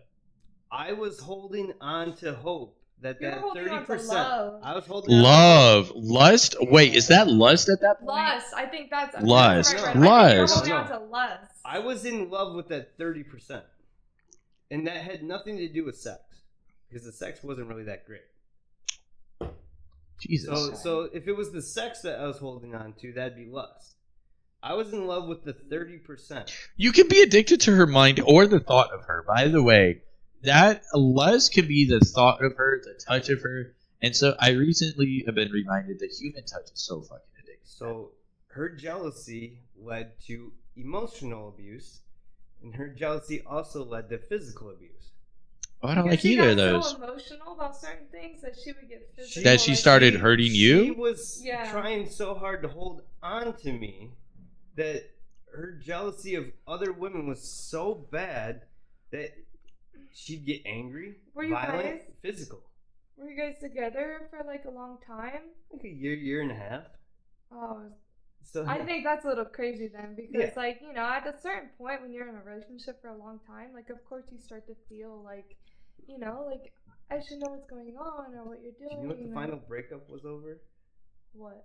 I chose to let her sleep in because we stayed up all night because she was going on vacation. She wanted to drive me to work because that was the last time she was going to see me. But we stayed up all night. And then it was the last time she ever saw you. So yeah. So we stayed up all night before her vacation, and I had work the next day. I couldn't wake her up in the morning gently, and I wasn't about to like throw water on her or something to wake her up. So I called my sister to give me a ride to work because my car was back at my place and I was at hers.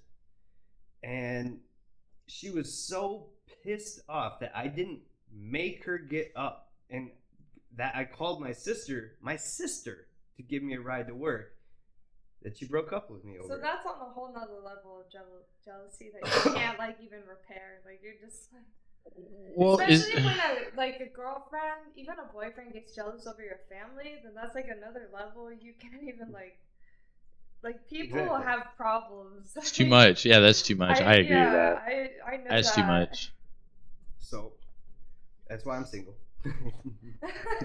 That's why we're here today. We're all here today to celebrate Vinny being single, and today's mission is to make sure Vinny is never single again. Yeah. Now, I mean, I think Vinny likes being single. All right, let's stop picking on him. That's No. not The nice. single life is I not that like bad, being though. single more than being in a bad relationship. Oh. That's a great point. That's actually a perfect reason. Sorry, guys. So I mean, I don't But what I don't practice lines. I don't go out trying to pick up women. I want to meet a girl, get to know her, feel the vibe, and then decide. Yeah, how do you feel a person's vibe at a club? I never understood that. No. You And feel their ass that's, you know at the what, club. that's why You people feel go their to ass clubs. at the club. You No, don't feel the people vibe. go to clubs to hook up, okay? Yeah. I don't think there's any other Like I reason said, to you go to a feel club. their ass at the Yeah. club. You don't Yeah, you don't you feel go their there, you're vibe. like, You hey, feel look That's their at just that. yeah. You're just there for that. Okay, but that's different. That's lust. But now there's a okay. So I've been to plenty of clubs, and I look at me. I'm not a club goer, but I understand the play. You got to actually dance. You got to vibe. You got to smile. You got to shake your booty. Sometimes you got to be a little aggressive. Put your arm around somebody. And be like, "Yo, let's dance." And if my hips move the same way your hips go, God, it's go, baby, it's go. I don't know how to explain it, but clubs aren't where you meet to get in a relationship.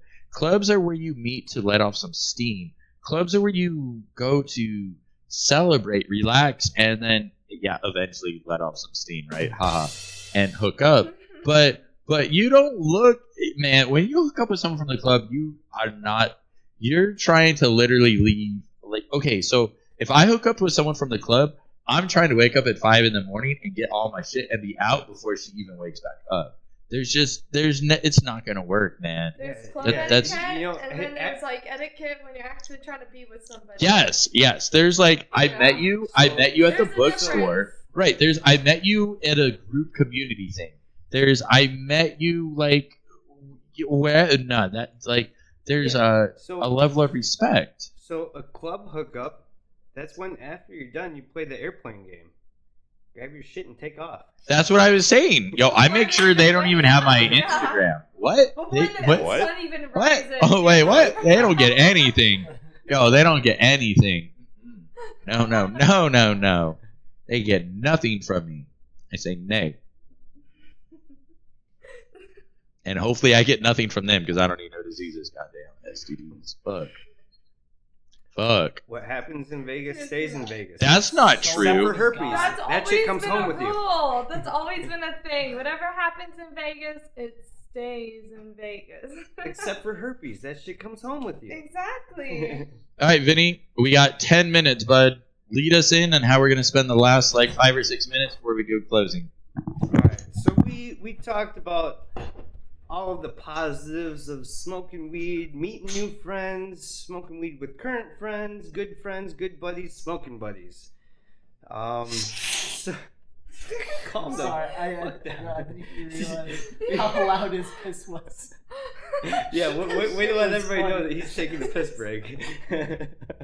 But anyways, so yeah, we're talking about all the positives of like smoking with some smoking buddies, some good buddies, and you know, smoking while having sex and all the good stuff. But how do we know when to tell a friend that they're smoking too much? Let's end this with a 10-minute conversation okay. on how to smoke responsibly and make sure that our friends aren't fucking up their lives with being, you know. Oh, simple one. When your significant other or your mom or dad call me, you're fucking up. When all of a sudden you need to ask me for money, and before you were able to lend me money, and now you're trying to borrow from me, you're fucking up. You smoking too much, get your shit back on the job. But I think that's something else. when a good friend Alright. noticed the downward spiral and stop you before you got to that point? Well, so that's a But touchy. Stoner friends don't really like notice that as much. Yeah. It's like It's a little difficult. Unless No, you that have, stuff- a true okay. friend. it is, Well, I and, think it's like and that's hard why drugs. I think the listeners should kind of hear some of this because like that gray line between like smoking a lot but getting your shit done and smoking a lot and all right, neglecting. all right. Okay, wait. Whoa. Oh, yo, hold on. I zoomed in on me this time. I never do that. Okay, so from somebody who recently lost weight. Okay, so I used to go around and say there was 3 Musketeers, and I would say it was me, Scott, and Brandon. That's before I met Vladimir. It is what it is, and I would say I've got 2 of the best friends in the whole wide world. But it also goes back to what I was talking about. I love you guys, but I can go an entire month without talking to you and just assume you're okay. That's because I expect the best from you. I just consider you're always doing good. I just assume if you got a problem, fuck, man, you're gonna hit me up. You're gonna call me. You're gonna I got your back. Unfortunately, that's not how it always works. I just recently lost an insanely good buddy who I always kind of wondered why he wasn't doing this podcast with us even. Like, he was that close. But drugs got in the way in the sense on he didn't know how to act and I didn't know how to act. Yeah, it's cold outside. And so with that, sometimes I don't know if there was any way that I could have helped him or not helped him. I was always there for him. He always knew it. Hell, he always was coming to my house, or weird to say, he was always asking me for money. I always helped because he never, I don't think, asked for more than $20 at any one time. Smart man, because I was never going to give more than $20. But so I don't think that's fair. So I like Vinny, you for example. I just always assume, man, you're doing fucking good since the day I've known you. But I don't need to check in with you. I don't need to call you, text you. Hell, I just barely got your phone number recently. But I just always assume you're on the up and up and you're good. And so a good buddy can disappear for 30 days and be overdosed and drugged out and not reach out for help. And you never even had the opportunity to give the help. And then one day you're getting the phone call, you're like, yo, your friend's dead. And you're like, wait, what the fuck? Wait, but how? But why? We were just talking about vacations. And so sometimes people, I mean, Robin Williams is a great example of that. Sometimes people just bottle up shit and you never fucking see it coming. You never know the why. You never know the how. It just boom. And so I think, and then I'll let you guys see, sometimes the best you can do is just give your best and be the best buddy you can. And that's all you can do, because at the end of the day, it's so when I was younger, I thought one day I would get married and my mind would become her mind. My mind, my soul, my body. And I would control her body. She would control mine. Well, maybe that's partially true, but you're never going to fully get in my mind, and I'm never fully getting in yours. And fuck, that's the hardest part with all friendship. We all just got to trust each other, right? And so with that said, final thoughts? Let's call it a day here. So I'm going to give a final thought here. So like you said, with, overdoses and worrying about friends and stuff, I used to be that friend. I lost a lot of people that were really close to me, and I was getting fucked up to ignore the pain and ignore the thoughts. And like I said before, you almost have to be in the gutter to fully live and then figure your shit out and mature. Sometimes you have to learn the hard way. I learned the hard way. In the span of 3 months, I lost the 4 closest people to me. And I was ignoring the pain, ignoring responsibilities with drugs. That's when you have to intervene. And, so I intervened on myself. Okay, but now do you think, and so I know I could, and so I'll let you, I know I will do it better. If any friend has that struggle now going forward, I will do it better. I will see it, but it was so new to me. It all happened so fast. So the friends that I did have left were keeping me in the bad habits. Mm-hmm. So I pulled myself out with the help of my parents. And so I found a quote. Now, I was so fucked up at the time. I don't know where I heard it or who said it. But the saying was, it's okay to do drugs to have a good time or enhance a good time. It's not okay to do drugs to escape, because when the drugs are gone, the problem's still there. Mm-hmm. So I had to clean myself up, pull my bootstraps up, move 2,000 miles away from the friends that were keeping me into the drugs. And restart, basically, right? And restart. And so I left everything I knew for myself, to save myself. I was going to either be in jail or dead. But that's what we were talking about earlier. You have to be selfish and put yourself first. How can anyone find you? No, you don't have to be selfish. Yes, you do. No, how can anyone find you if you can't find yourself? You always need to put yourself first. And I learned that years later, because I'm not that person. I always put other people before me, but sometimes you have to realize you really need to just put yourself first. You're the most important. You're damn right you are. Because if you ain't gonna look out for you, who the fuck is? Exactly. Who the fuck is, man? So yeah, like I was saying, be selfish, have your fun, be responsible, be safe, don't overindulge, and make sure you're just doing things to have fun and not to escape. If you're dealing with some shit, reach out to your friends. Don't reach out to a drug. That's my PSA to everyone watching today. Is reach out to a friend. Don't reach out to a drug. That's so beautiful. Wow. That's a. But you can enjoy whatever you want to one enjoy, more. whether it's alcohol or weed or whatever. Enjoy what you're gonna enjoy, but do it for fun. Don't do it to escape. And that's how people get addicted, is because they do it to escape. They do it for the first time, hey, let's have fun. And then they start to realize, oh, I'm just doing it to escape my problems. Yeah, and then coming back to when do you intervene? Of course. It's like if you see your friend indulging or even overindulging for fun, maybe leave them alone. But if you see them trying to escape pain or thoughts or whatever, great be answer. the friend that they can talk to. Show up. Be like, talk to me. Be there for them.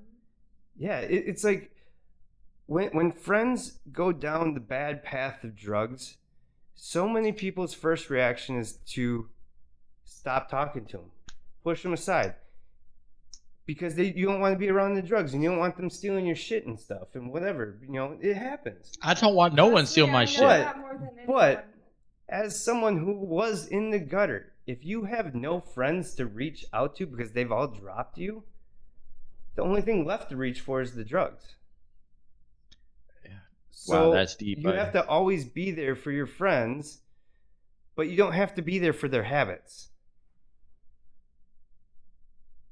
And so, now we got super deep and everybody's... I think we can leave it on that, man. I don't know if any one of us can top that.